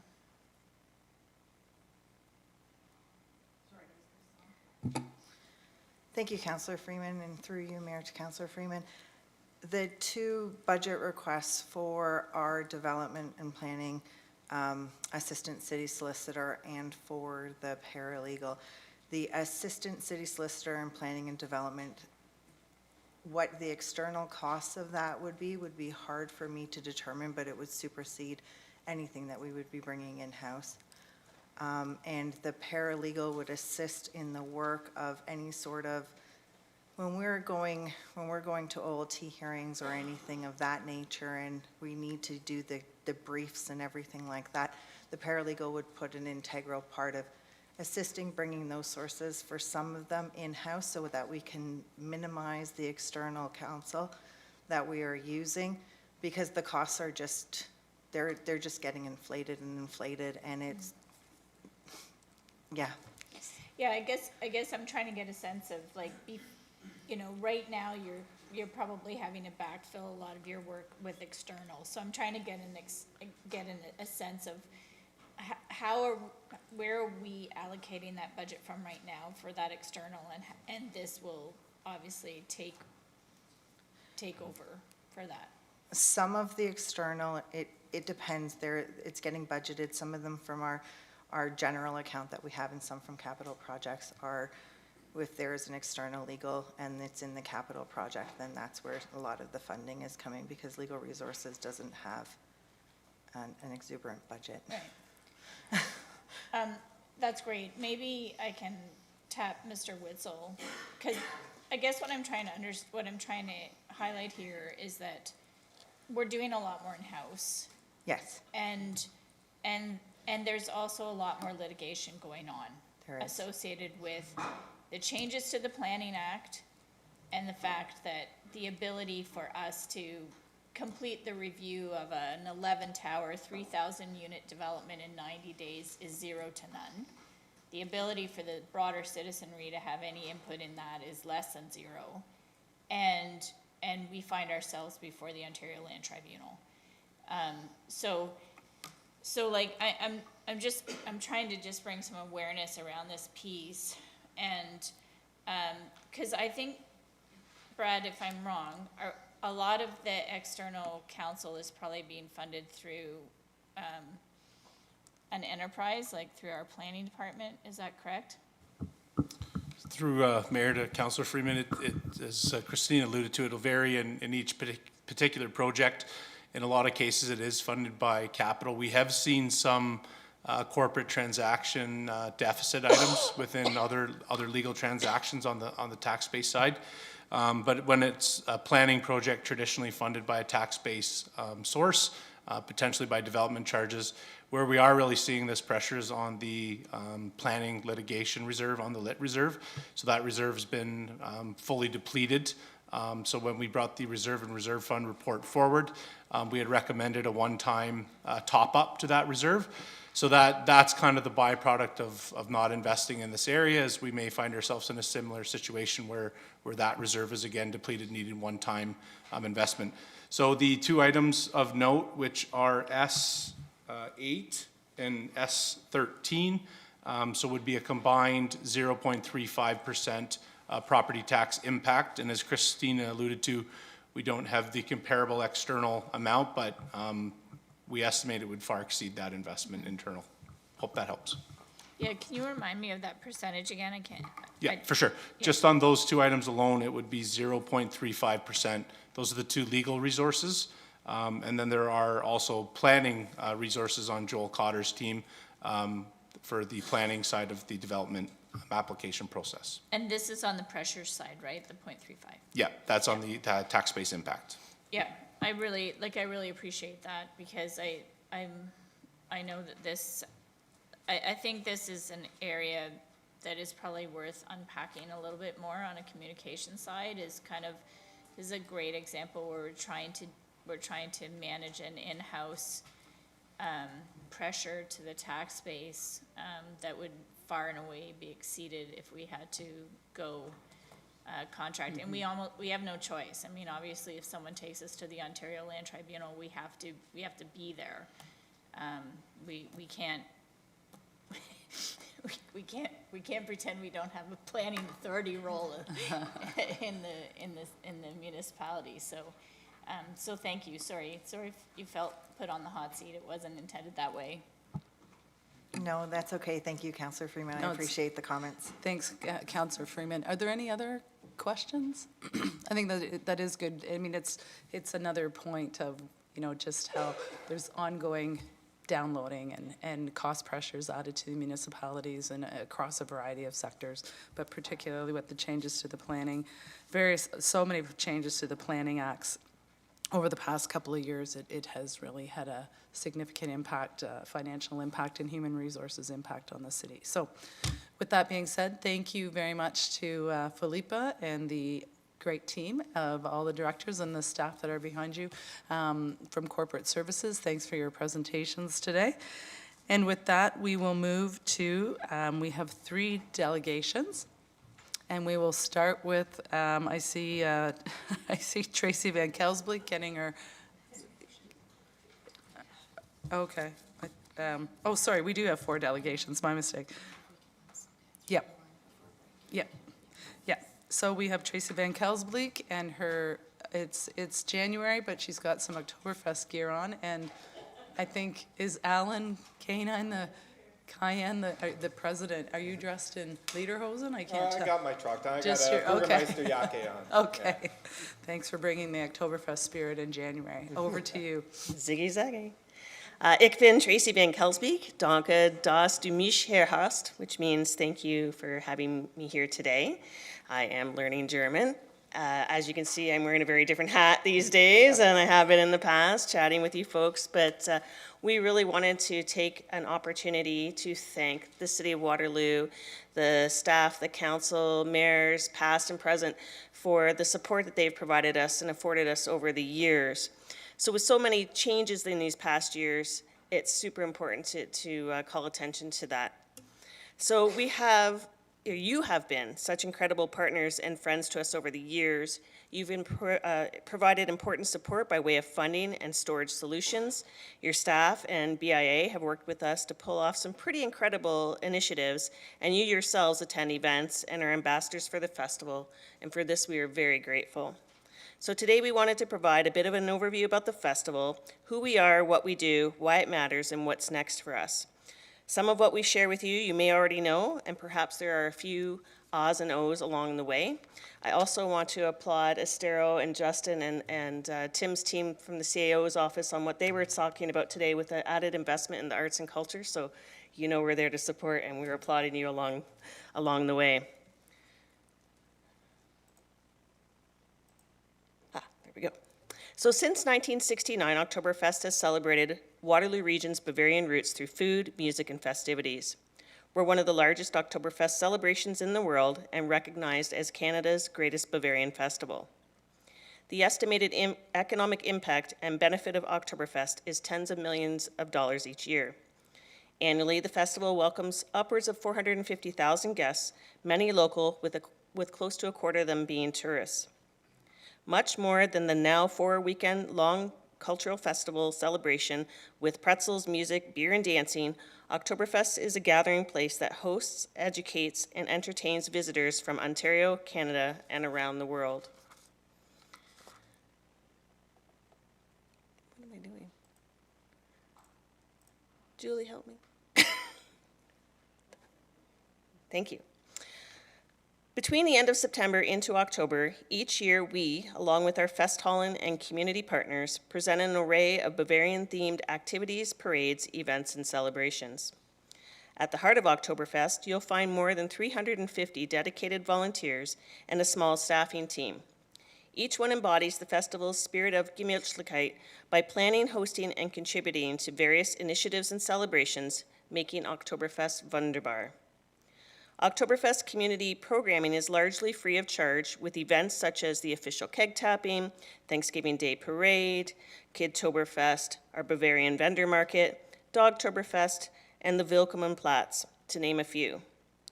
Festhallen partners host ticketed events and provide authentic experiences through Bavarian entertainment, food, and beverages. Revenue from these initiatives, including sponsorships, grants, private funding, ticket and merchandise sales, ensure the continuation of festivities for future years. Thank you. Oktoberfest is a time-honored tradition for many and a recognized brand in and of Waterloo Region.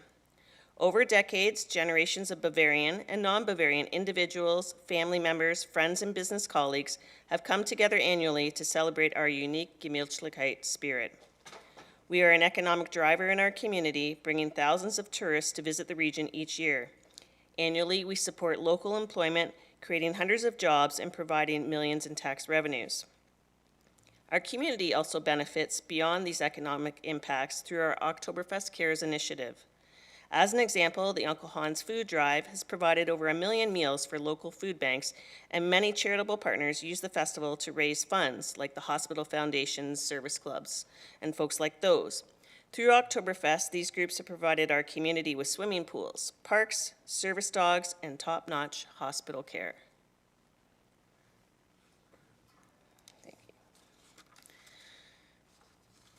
Having felt the deep impact of the pandemic, our organization knew it was time to substantially rethink and reimagine the future of the festival. In 2023, our board approved a new strategic plan that focuses on celebrating a mix of new and nostalgia, creating a distinctive, memorable, and wunderbar experience for all through these priorities: creating a world-class experience, engagement with the community, and long-term financial viability of the festival.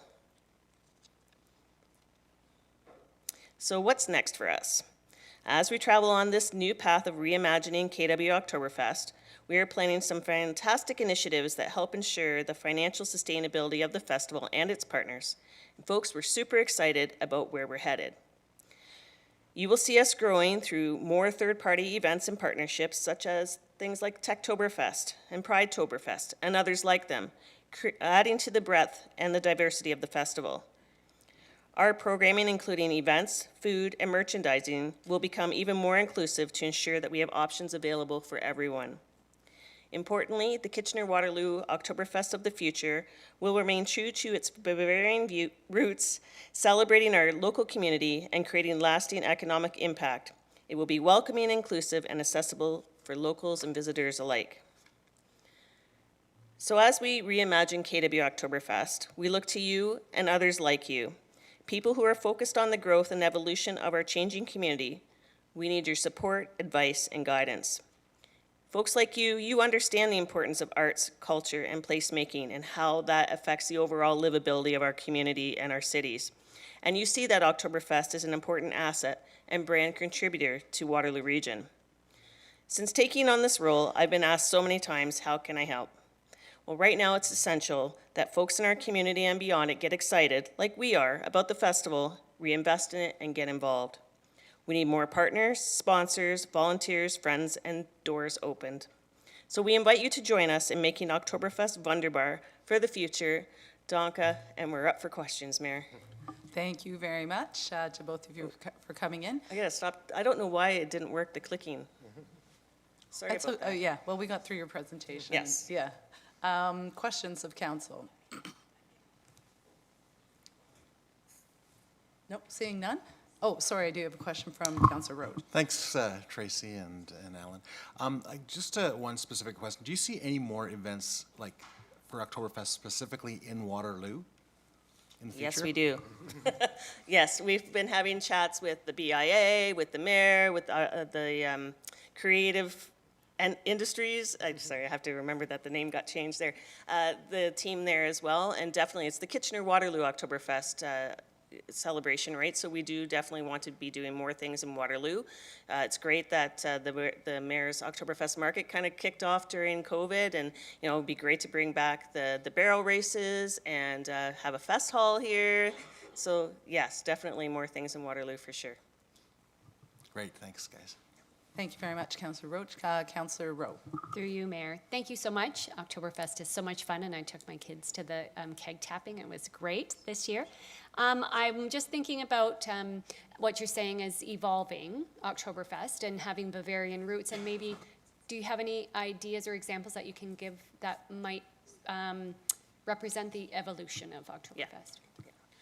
Yeah, for sure. And it's something I've been really focused on since taking the role of president, is just making Oktoberfest more accessible to everyone to understand what it's all about. They might not feel comfortable jumping straight into a fest hall, but providing events like Kidtoberfest where you can bring the whole family, experience a little bit about what Oktoberfest is about, low entry barriers, right? Just removing those barriers where people can come, experience it for free, understand a little bit more about what it's about, and want to get deeper into the experience of Oktoberfest. So something that came about during the pandemic was our Wunderwagen, and this allows us to bring Oktoberfest to individual communities, and that's something we hope to increase as well, maybe partnering with the library and community centers where we can have the Wunderwagen providing entertainment. We can partner that with crafts, arts and crafts for kids, and have maybe some Bavarian folk dance lessons for the whole family to enjoy. And so it's items like that where we're expanding to invite the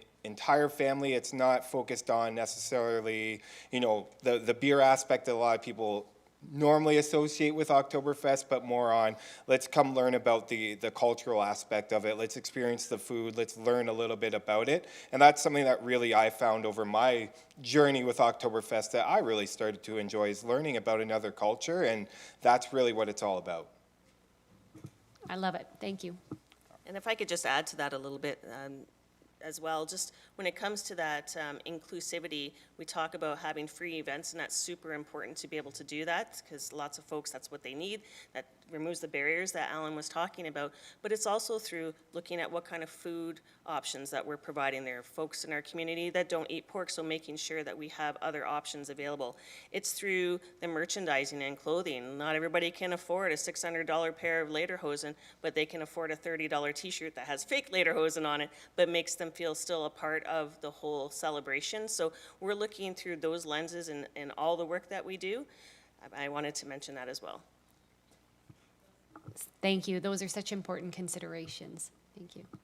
Thank you, Councillor Rowe. Over to Councillor Wright. Thanks through you, Mayor.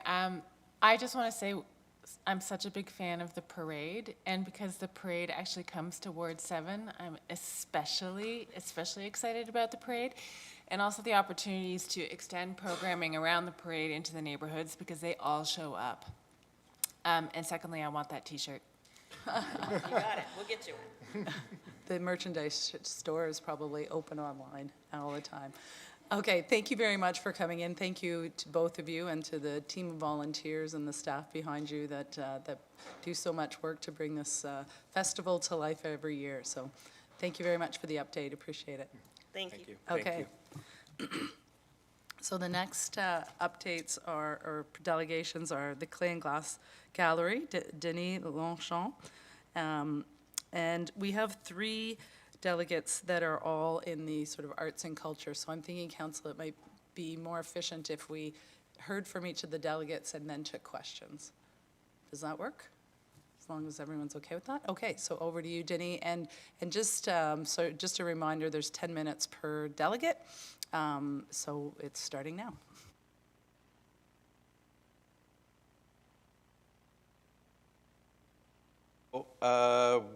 Who we are a national museum. It's the only national museum in Canada that's dedicated to ceramic, glass, and enameling art.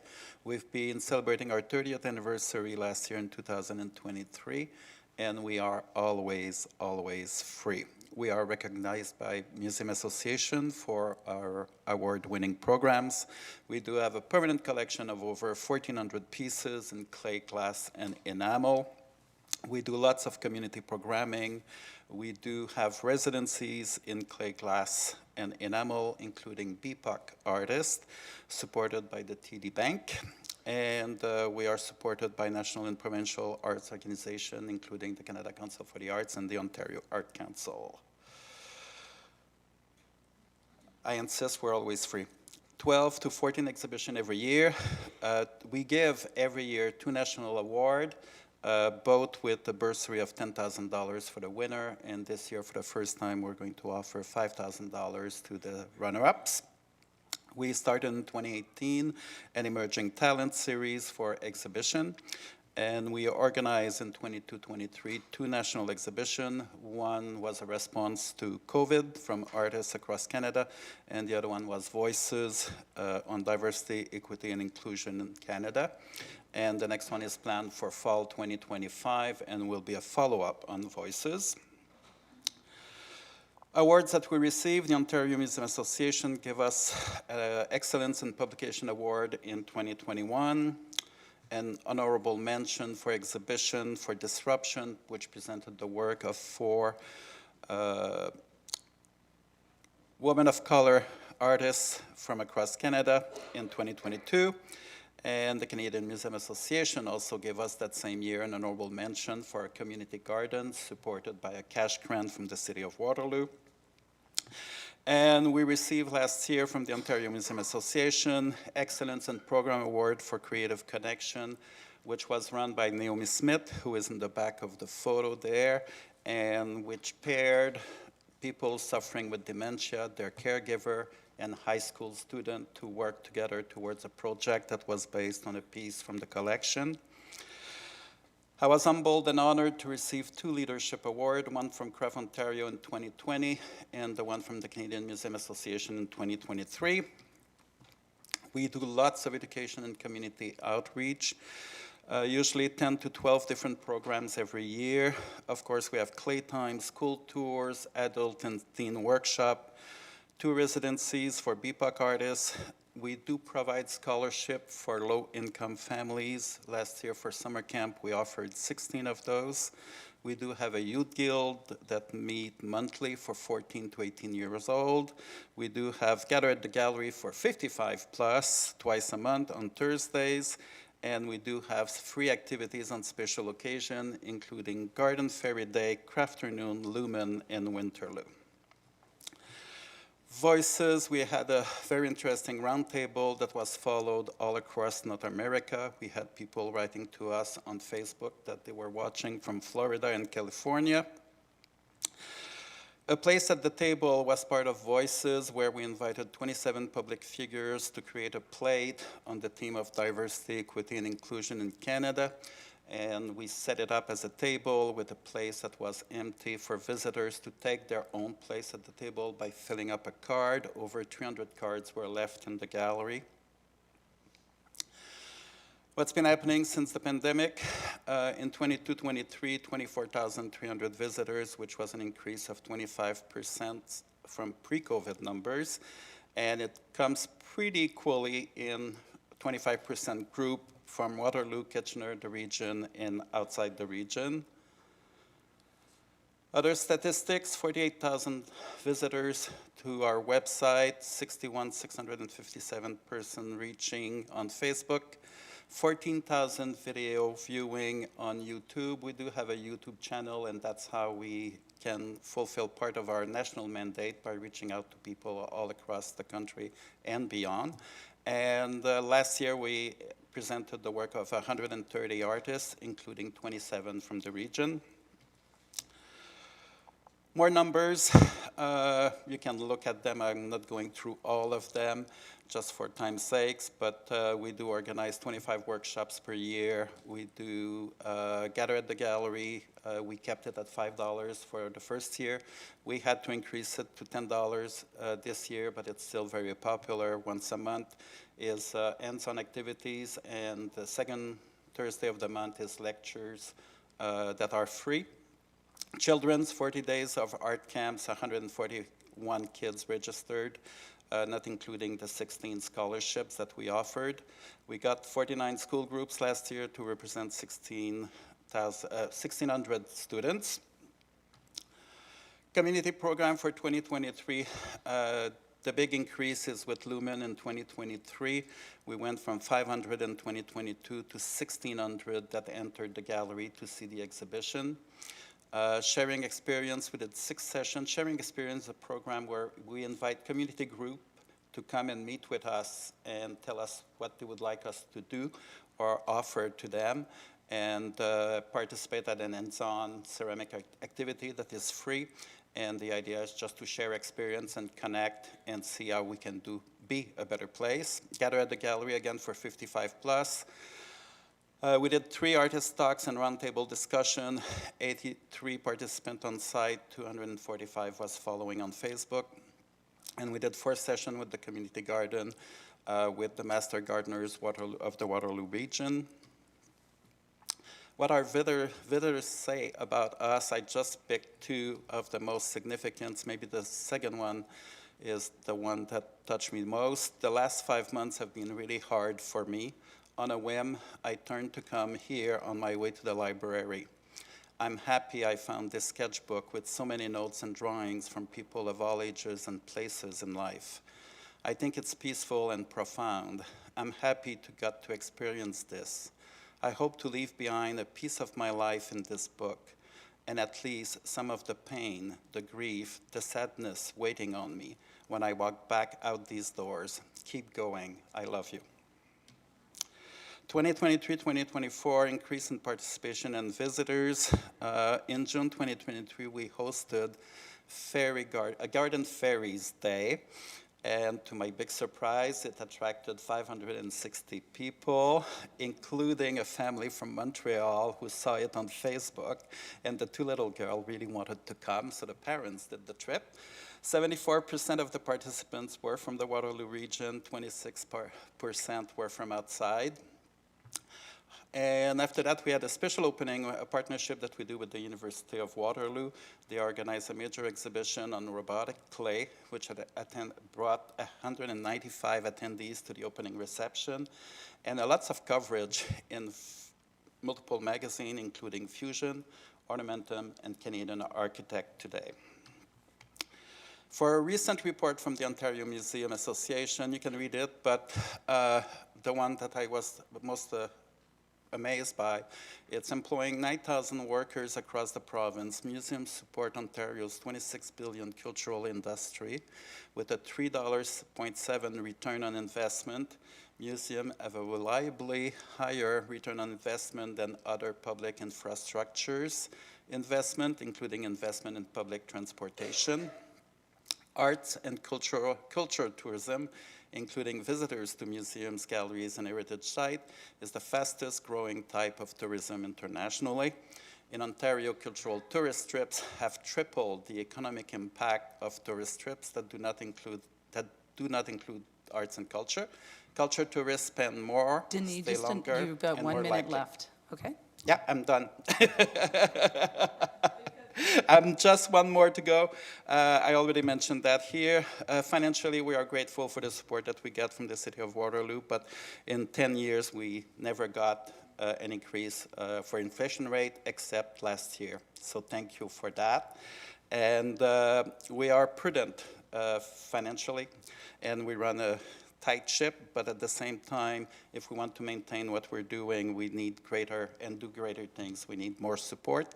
We are committed to operating responsibly, but do want to grow. And that I already said it already, and we're free. Thank you. Thank you, Denis. Appreciate the update, and as I said, we'll hold questions for now. The next one, our next delegate is Shirley Medill from the Kitchener-Waterloo Art Gallery. And Shirley, you have 10 minutes. Agreed. So, Mayor and councillors, thank you for this opportunity. The first slide that you see, I just thought I would put in the garden by the late Mi'kmaq artist, Mike McDonald.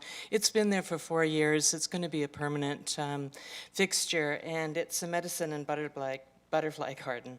So I'm going to see if this works. Great. So I want to start off in gratitude on behalf of the board and staff at the Kitchener-Waterloo Art Gallery. We wanted to thank the City of Waterloo for your support over the years. What I will be showing you in the slides that follow will be evidence of some of the things, along with other funders, that your funding has contributed to. I'm going to just start with our strat plan. We're in the final year of the strat plan. That pillar number 1 is what really informs all that we do in equity, diversity, and inclusion. Our mission is still connecting people and ideas through art, and vision is still to focus on the best of contemporary art. It's our main focus. In exhibitions and collecting, we do 10 exhibitions annually, and 99% of those shows are originated in-house. What that means is that the curator and those involved, it's an original idea, And we rarely actually take exhibitions from other organizations unless we're collaborating with them from the beginning. In the past year, 100% of solo exhibitions and 88% of acquisitions to the permanent collection have represented our IBOC artists, as well as artists who self-identify as women. That's really important to us in terms of women representation, because throughout history and through most of our art museums, under 35% of the permanent collection exhibitions represent women.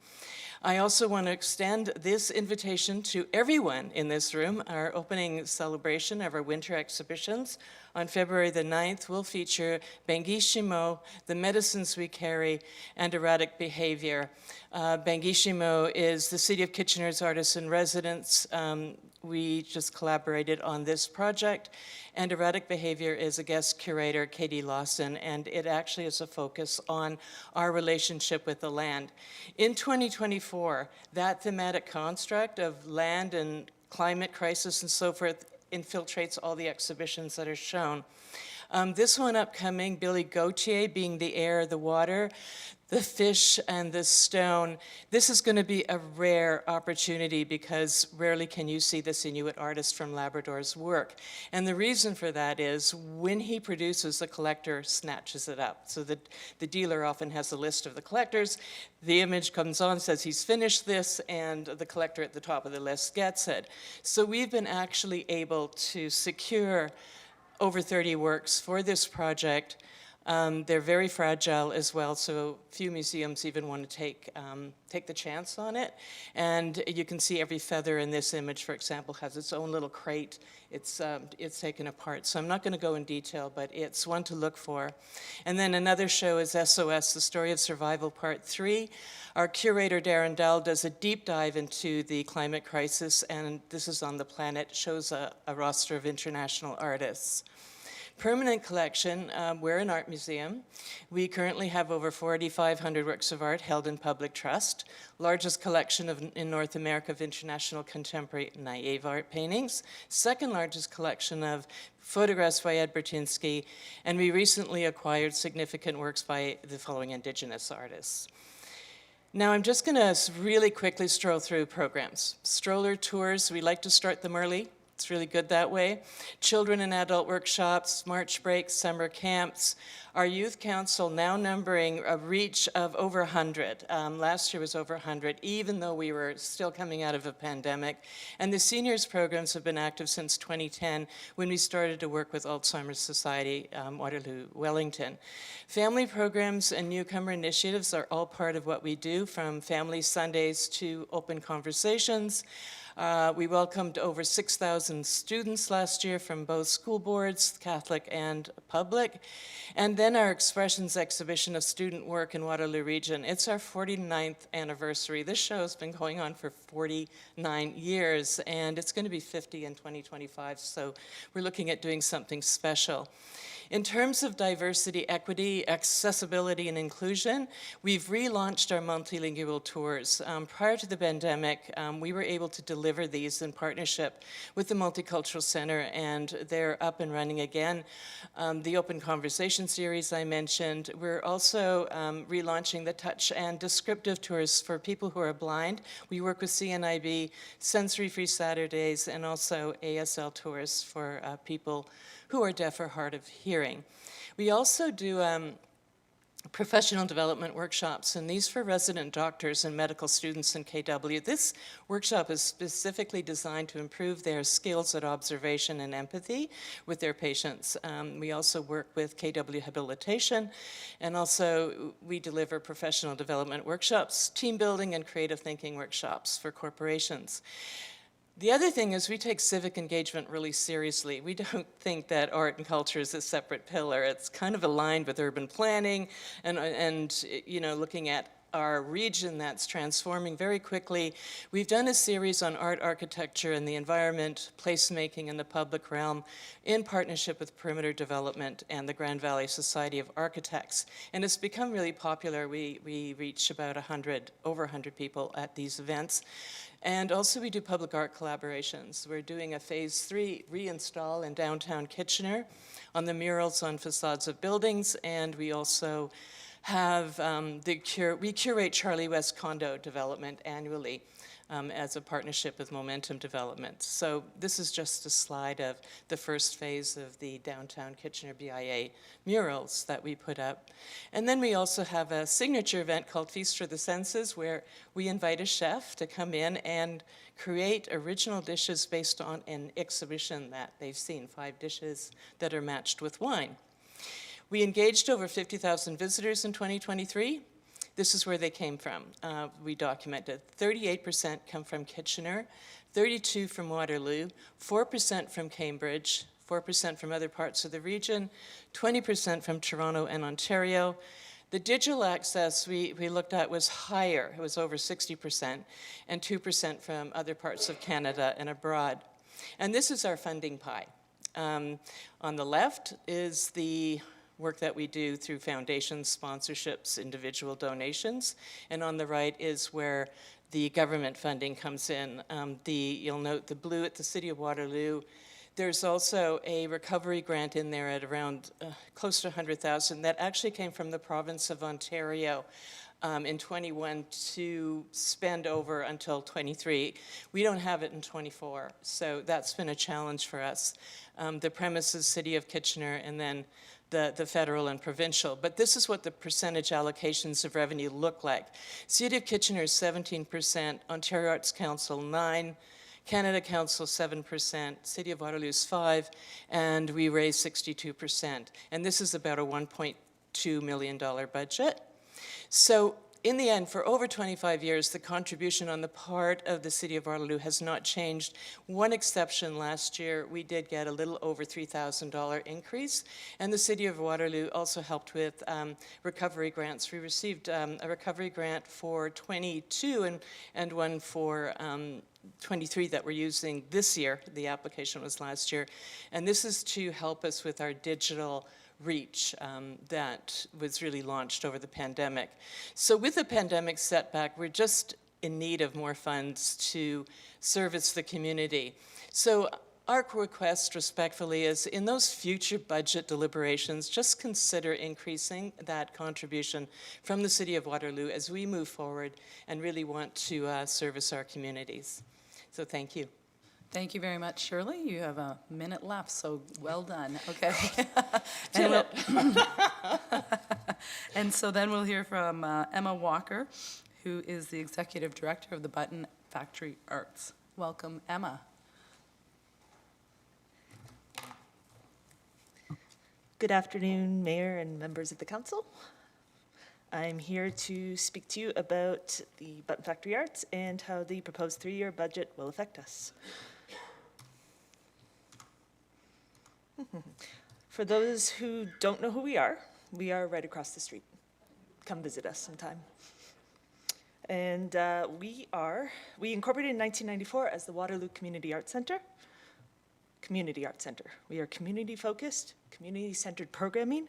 We offer courses, workshops, arts camps, March break, summer for kids. We have gallery exhibitions, and we maintain a performance space, which we use for performing arts, and we also make it available to many artists and other community groups to use for performances. You are our biggest funder.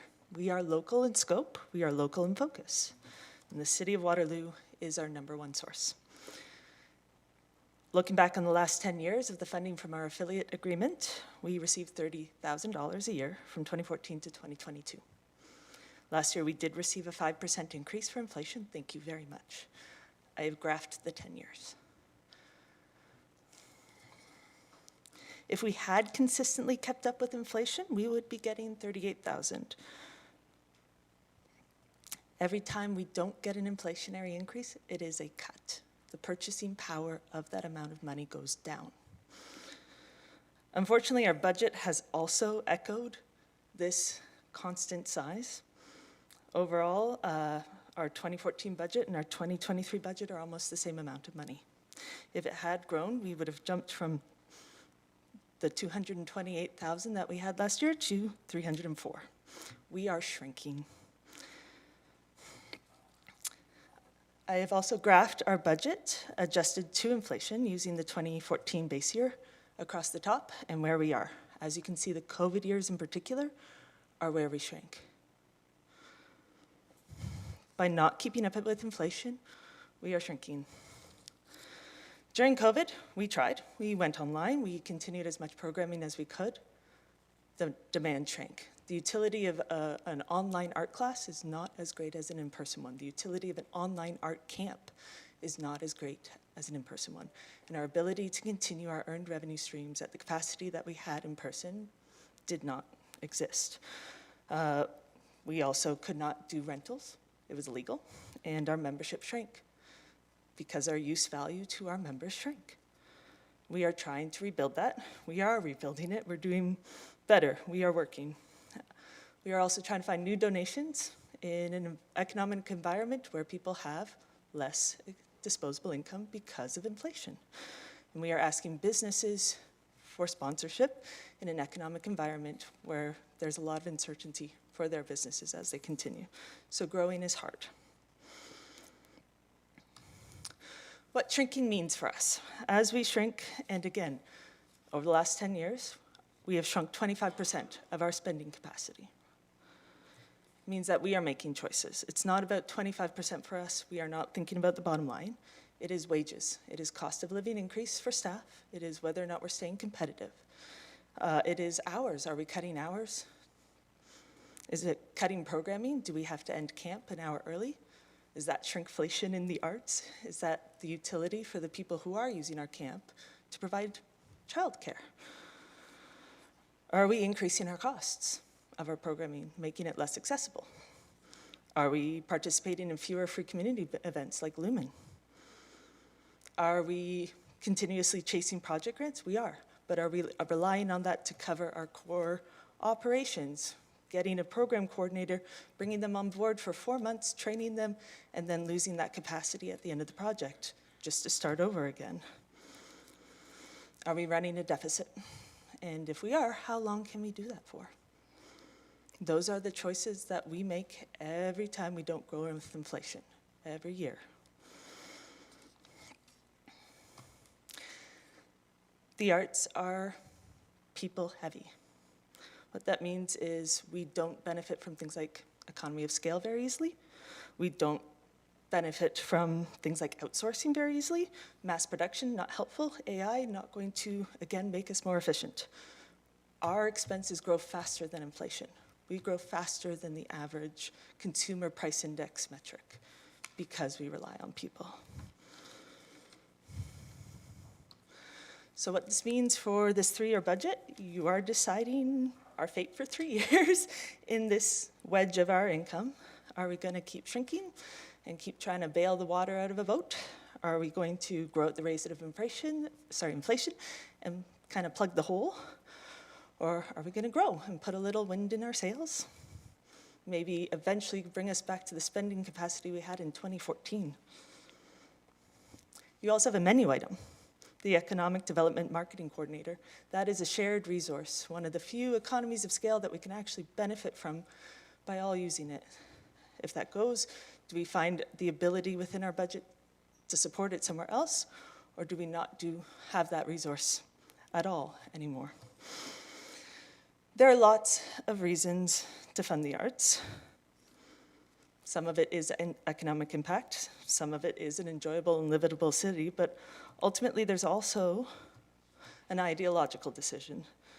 Do we keep shrinking the arts in Waterloo, or do we not? And I think there's a lot of people who assume that the arts will just always be here, keep going. And I think there's a lot of examples in this city where that is not true. And so you have a choice. You can keep the proposed budget, which has a property tax increase greater than the rate of inflation, but the proposal being sent to the arts area and creative industries is not. So do we continue with this? to shrink the arts, or do we grow it? Please protect them. Thank you. Thank you very much, Emma. Okay, council, we've had three delegates specifically around arts and culture. I'm opening the floor to any questions that council may have of any of the three delegates. Yeah, go ahead, Councillor Basak. Thanks, through you, Mayor McCabe. Thanks, Emma. That's a hard presentation, but a good visual and a really good question for us to consider, particularly in light of what Clerk Julie said earlier, which is to remember why we're here. So I'm going to be thinking a lot about that, both of those things. One of the things I was hoping that Shirley you could highlight, and I know we're sort of running to the end of our time, so maybe we can both make it brief, which is just that, hello again, and I miss you at KWAG. I was on KWAG last time as the liaison, and it became very quickly one of my favorite places. And one of the things that Denis touched on in his presentation, and that I was hoping you can touch on a little bit more, and you touched on it as well, but the broader impact to beyond Kitchener-Waterloo. The thing I was surprised about when I joined the board was how much reach you have outside of the community, both with your exhibits and also with the people who enjoy KWAG online, but also who come here. And then what the impact of that is on the broader community. So I'm just hoping you can speak a little bit more to that. Okay, I hope I can answer that, really succinctly. There's two aspects to it. We also tour exhibitions, right, as well. So right now, we have Deanna Bowen that's currently left Kamloops, was in Regina before, is now in Calgary and will end a tour in Windsor. Jason Lujan will be shown in Barrie. We're shipping on Thursday, with that show. The awareness of Kitchener-Waterloo within that is really strong, because when you're sending a show out there, or people are keying into your online programs, for example, then there's an awareness of here. So they know that they're going to come here eventually if they're from other provinces, but we certainly get attendance from Hamilton and Barrie and Toronto and so forth. Curatorial-wise, director-wise, we're connected. Like this, the art museum world is well connected, and if you're doing the right network, then you're collaborating with one another. And so the reputation is significant. You have to have that reputation in order to have that peer respect. So our exhibitions aren't only artists that are local, but they're artists also that are, in other parts of Ontario, other parts of Canada, as well as international.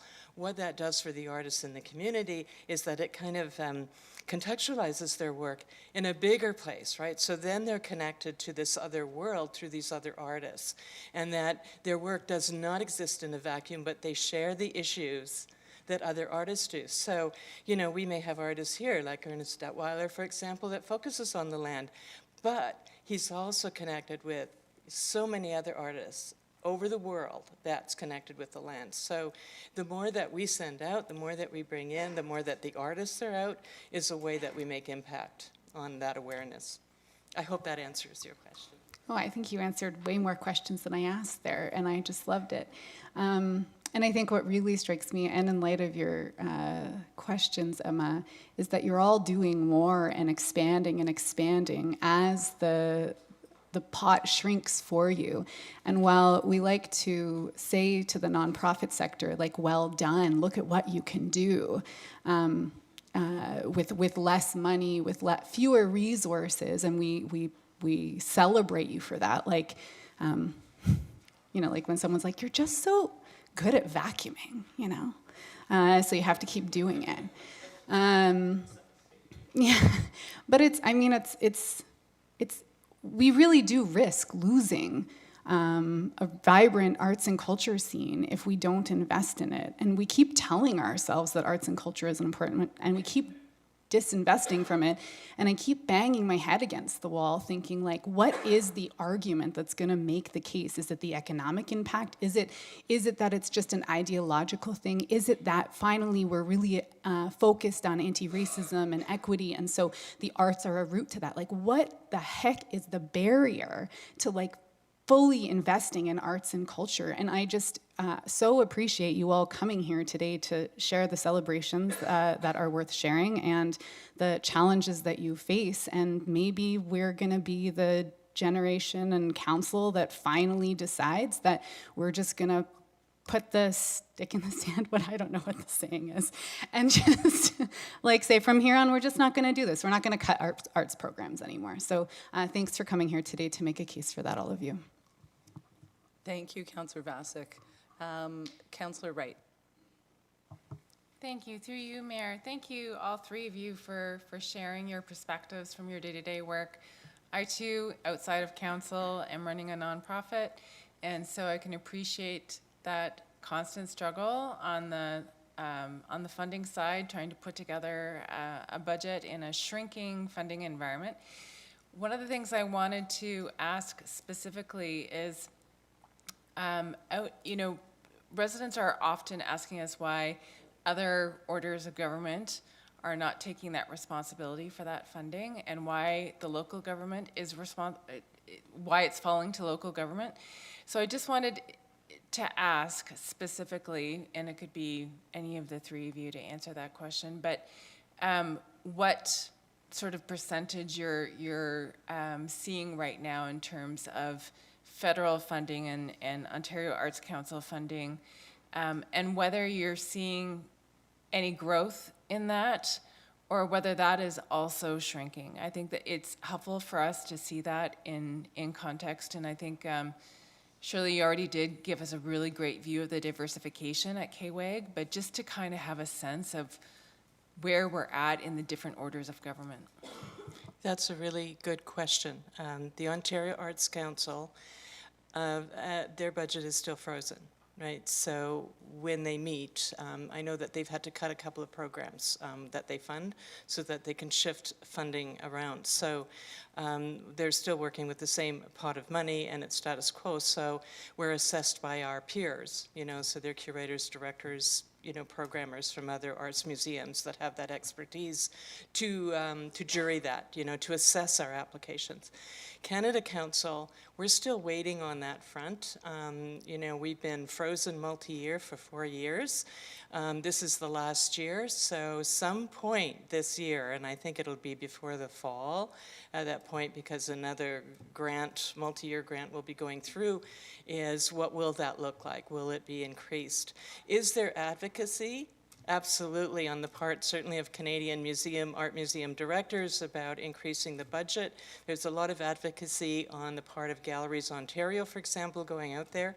It's important for our other officials, that are at Parliament to advocate, for increases, because if the budget is increased federally and provincially, then they have more money to allocate, right?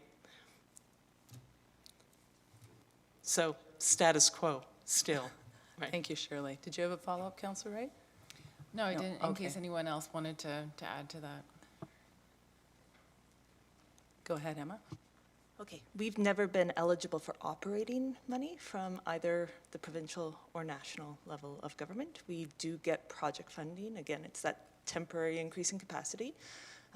We haven't gotten project funding from the province in quite a while. We stopped being eligible for the stream we are in because we are not a professional presenting organization. We are community focused. There is a new stream that we will be exploring this spring. Federally, we actually don't get, we don't qualify for anything from the Arts Council. We currently have a seniors grant from Heritage. We are looking at other divisions from the national government, but again, it's project to project. The only ongoing operating support that we're eligible for is here. Thanks. Thank you, Emma. Councillor Rowe. Through you, Chair, I'm wondering if I can direct this to Denis at the Clay and Glass. Sometimes I think it gets overlooked that the Clay and Glass Gallery is a national gallery. And I'm wondering if you can highlight the importance of that for our region, but also what that means for Canada and internationally and what those connections are like. Where do I start? How long do you have? I was going to say, can that be briefed, any? Okay. Well, we do national exhibition. We present the work of national artists from coast to coast. We're working on an international project right now with Scotland as being recognized as a national institution.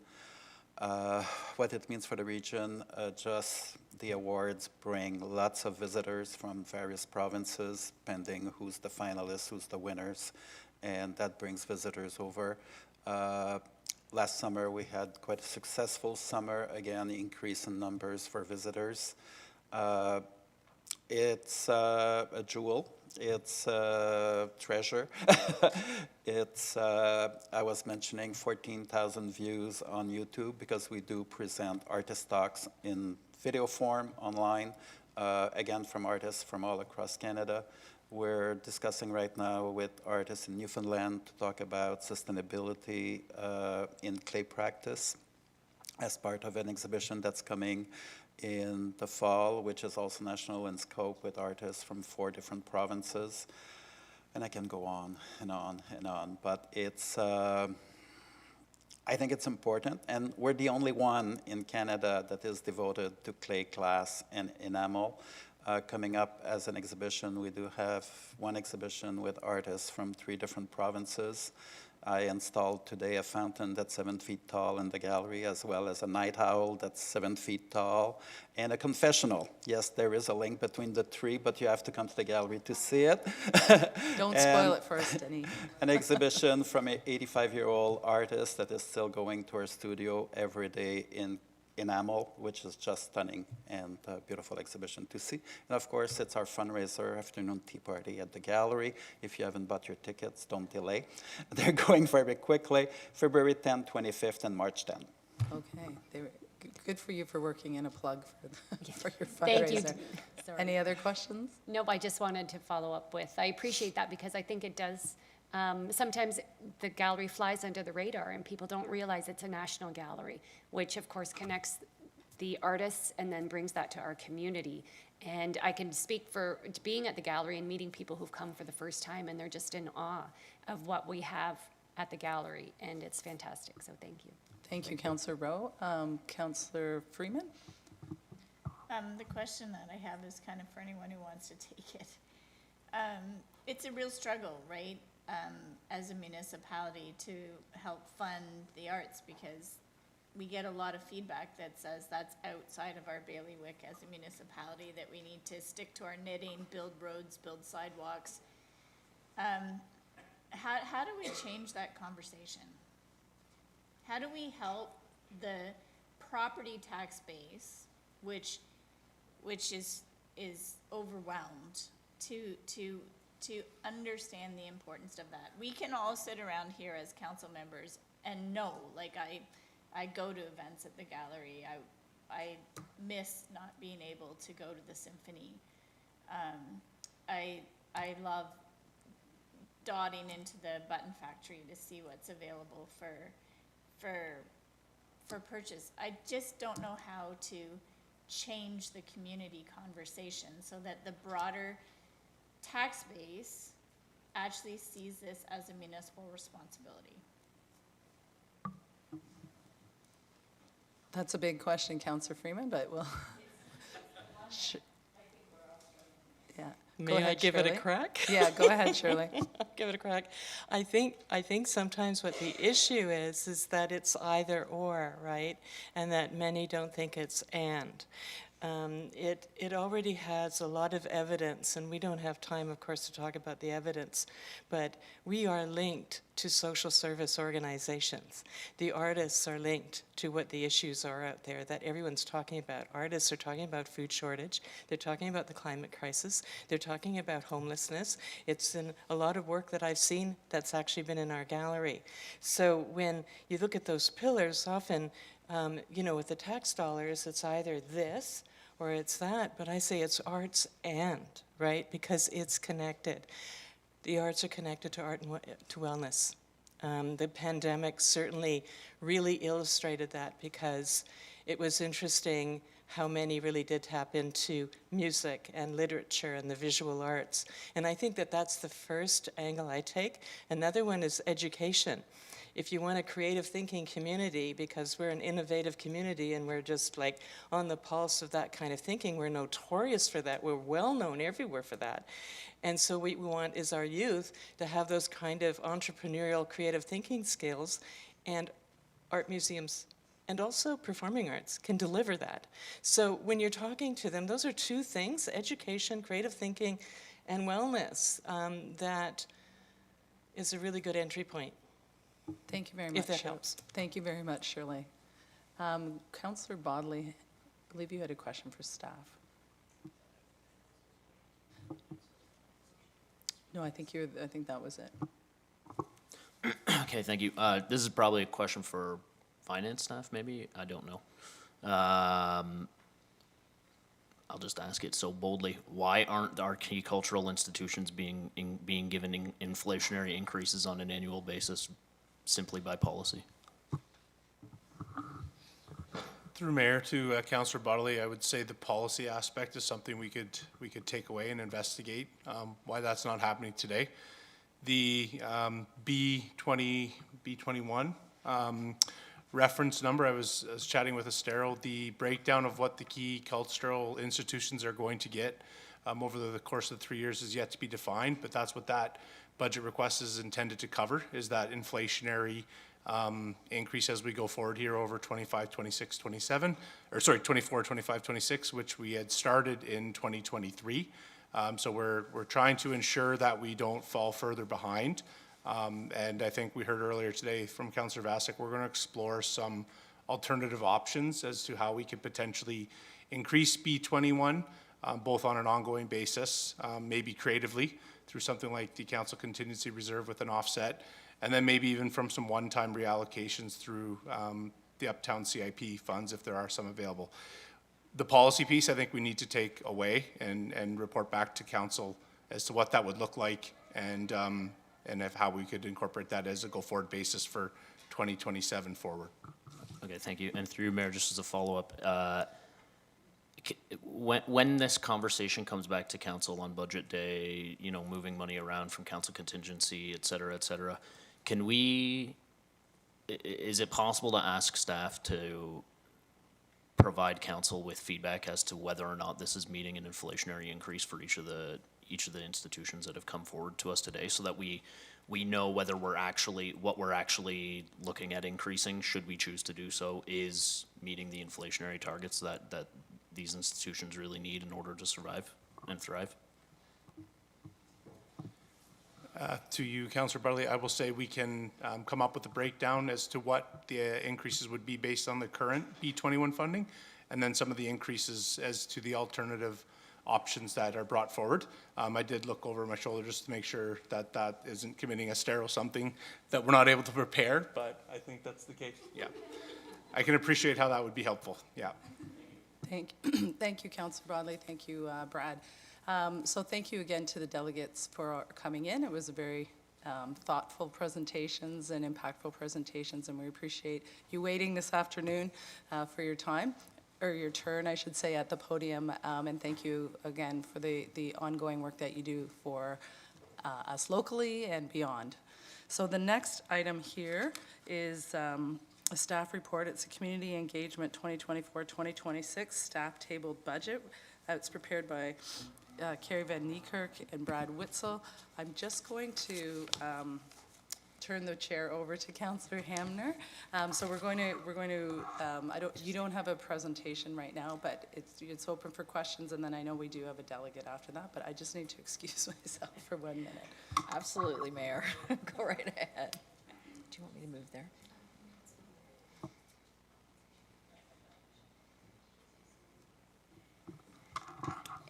Carrie, if there is not a presentation, I'm going to ask that you just sit down for a minute and we'll hear the delegation. Or did you have some comments you wanted to share? I did have a brief introduction in lieu of a presentation, by all means, if that's please all right. go ahead. And then, Council, we will save questions until after the delegation. Thanks, Carrie. Go ahead. Thank you. I just wanted to remind Council that our engagement process here at the city is cumulative. The staff tabled budget as presented reflects the extensive community engagement that was done as part of the development of our strategic plan, including statistically valid sampling and a wide variety of touch points.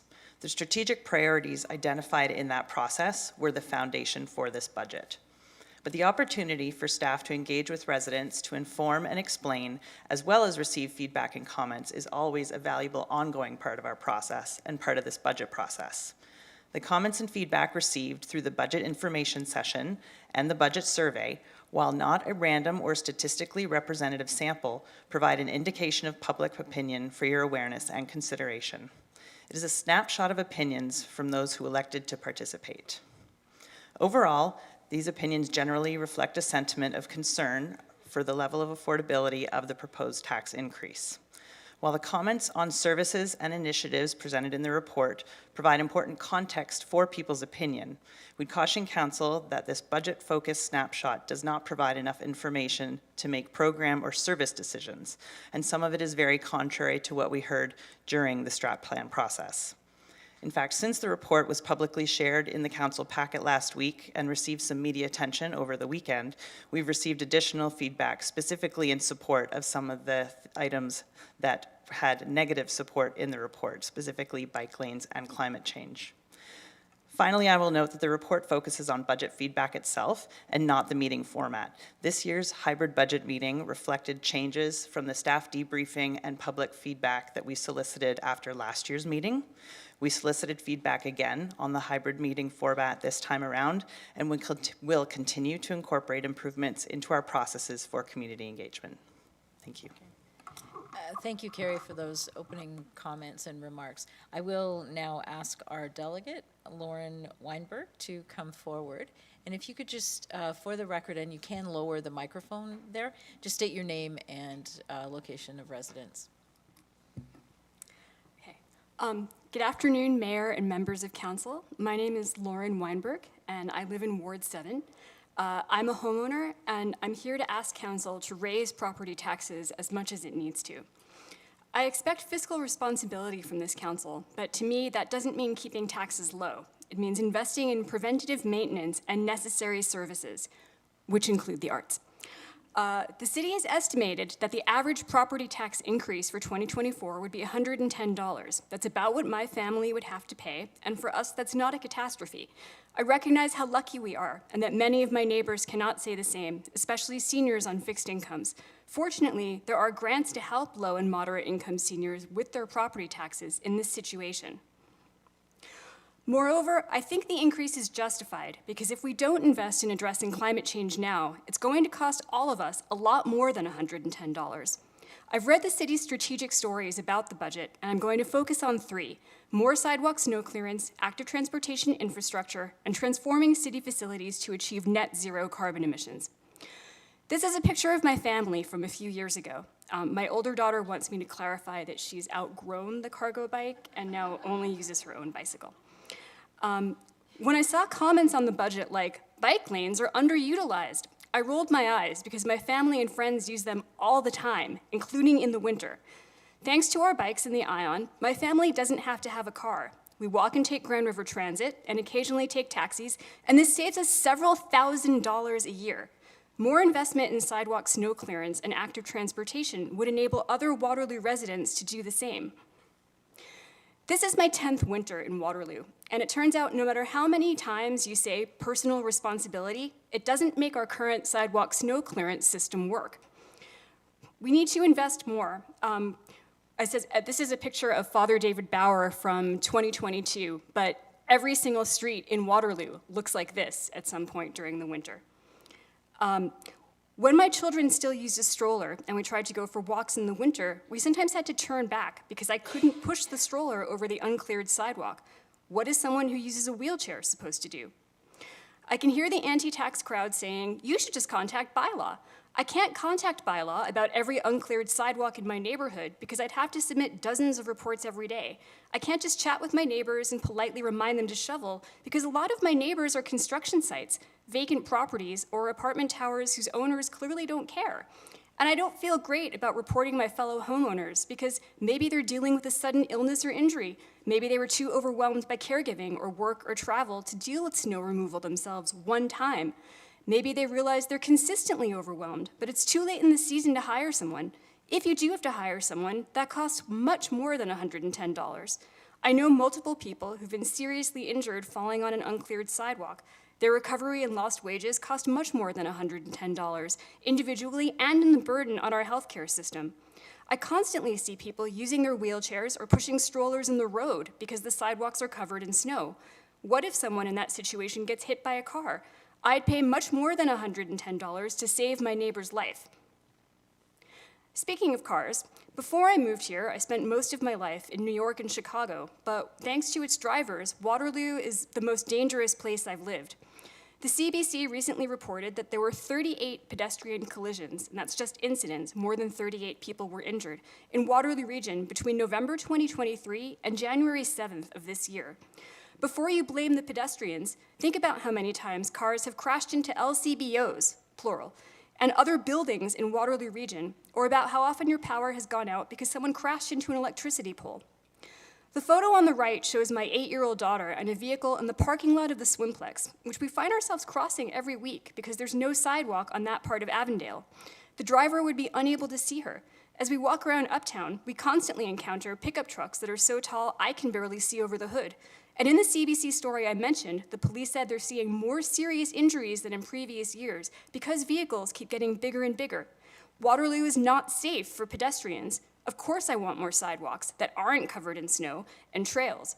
I don't understand comments on the budget like, public transit and biking is not an option for everyone. We still need roads. Almost all of the adult cyclists I know are also drivers. No one is taking away the roads. I just want my kids to survive. How do I know more people will bike if it's safer? The photo on the left shows my daughter's elementary school's bicycle bus project, which was joined at least once by Mayor McCabe. The bike bus was led by parents, and it brought students to and from school by bike once a week for a few months of the school year, averaging 24 students per trip. My older daughter joined it every time. She loves biking, but I don't want her sharing the road with vehicles like this. If the city invests in more multi-use trails and separated paths, she can keep staying active on her bike, biking to school, exploring the city with her friends, and becoming more independent, which is what our tweens and teens should be doing. And she won't contribute to climate change, which is something she cares a lot about. Which brings me to transforming facilities for net zero. If you spend any time with children, you know that they're very angry about climate change. Even if they're too young to know what carbon emissions are, they understand when they can't play outside because the air is full of smoke. This is a CTV photo from last summer when wildfires in Quebec and Northern Ontario affected our air quality. Climate change is affecting Waterloo now. If the city of Waterloo says its facilities are its, quote, largest source of greenhouse gas emissions, I want those facilities to be upgraded. The feedback that you've received on the budget does not represent the constituents who will be most affected by your decisions. Waterloo's kids can't be here this afternoon. Most young adults and middle-aged people I know are at work right now, but we're also going to have to live with the effects of climate change for decades. The city's proposed investments in sidewalk snow clearance, active transportation infrastructure, and net zero facilities are necessary to make sure this emergency doesn't get even worse. Thank you.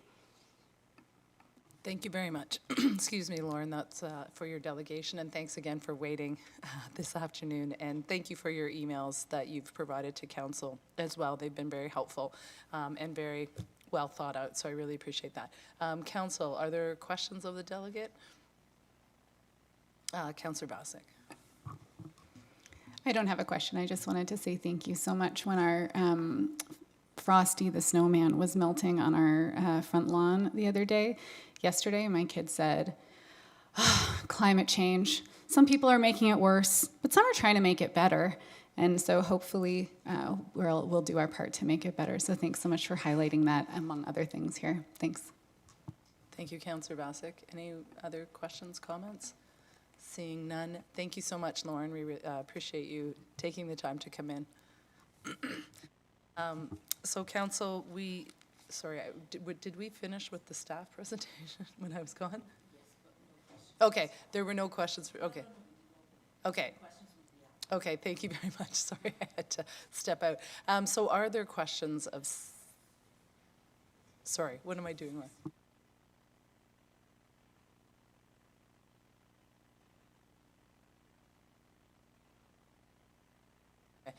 Council, question because the time, it's gone a little later than we were expecting. We could either ask questions now of staff, or we could take a break and start again at 6:30 and give you time for a dinner break. What's council's will on this? Break? I need break? Do we have a lot of questions? You have a question?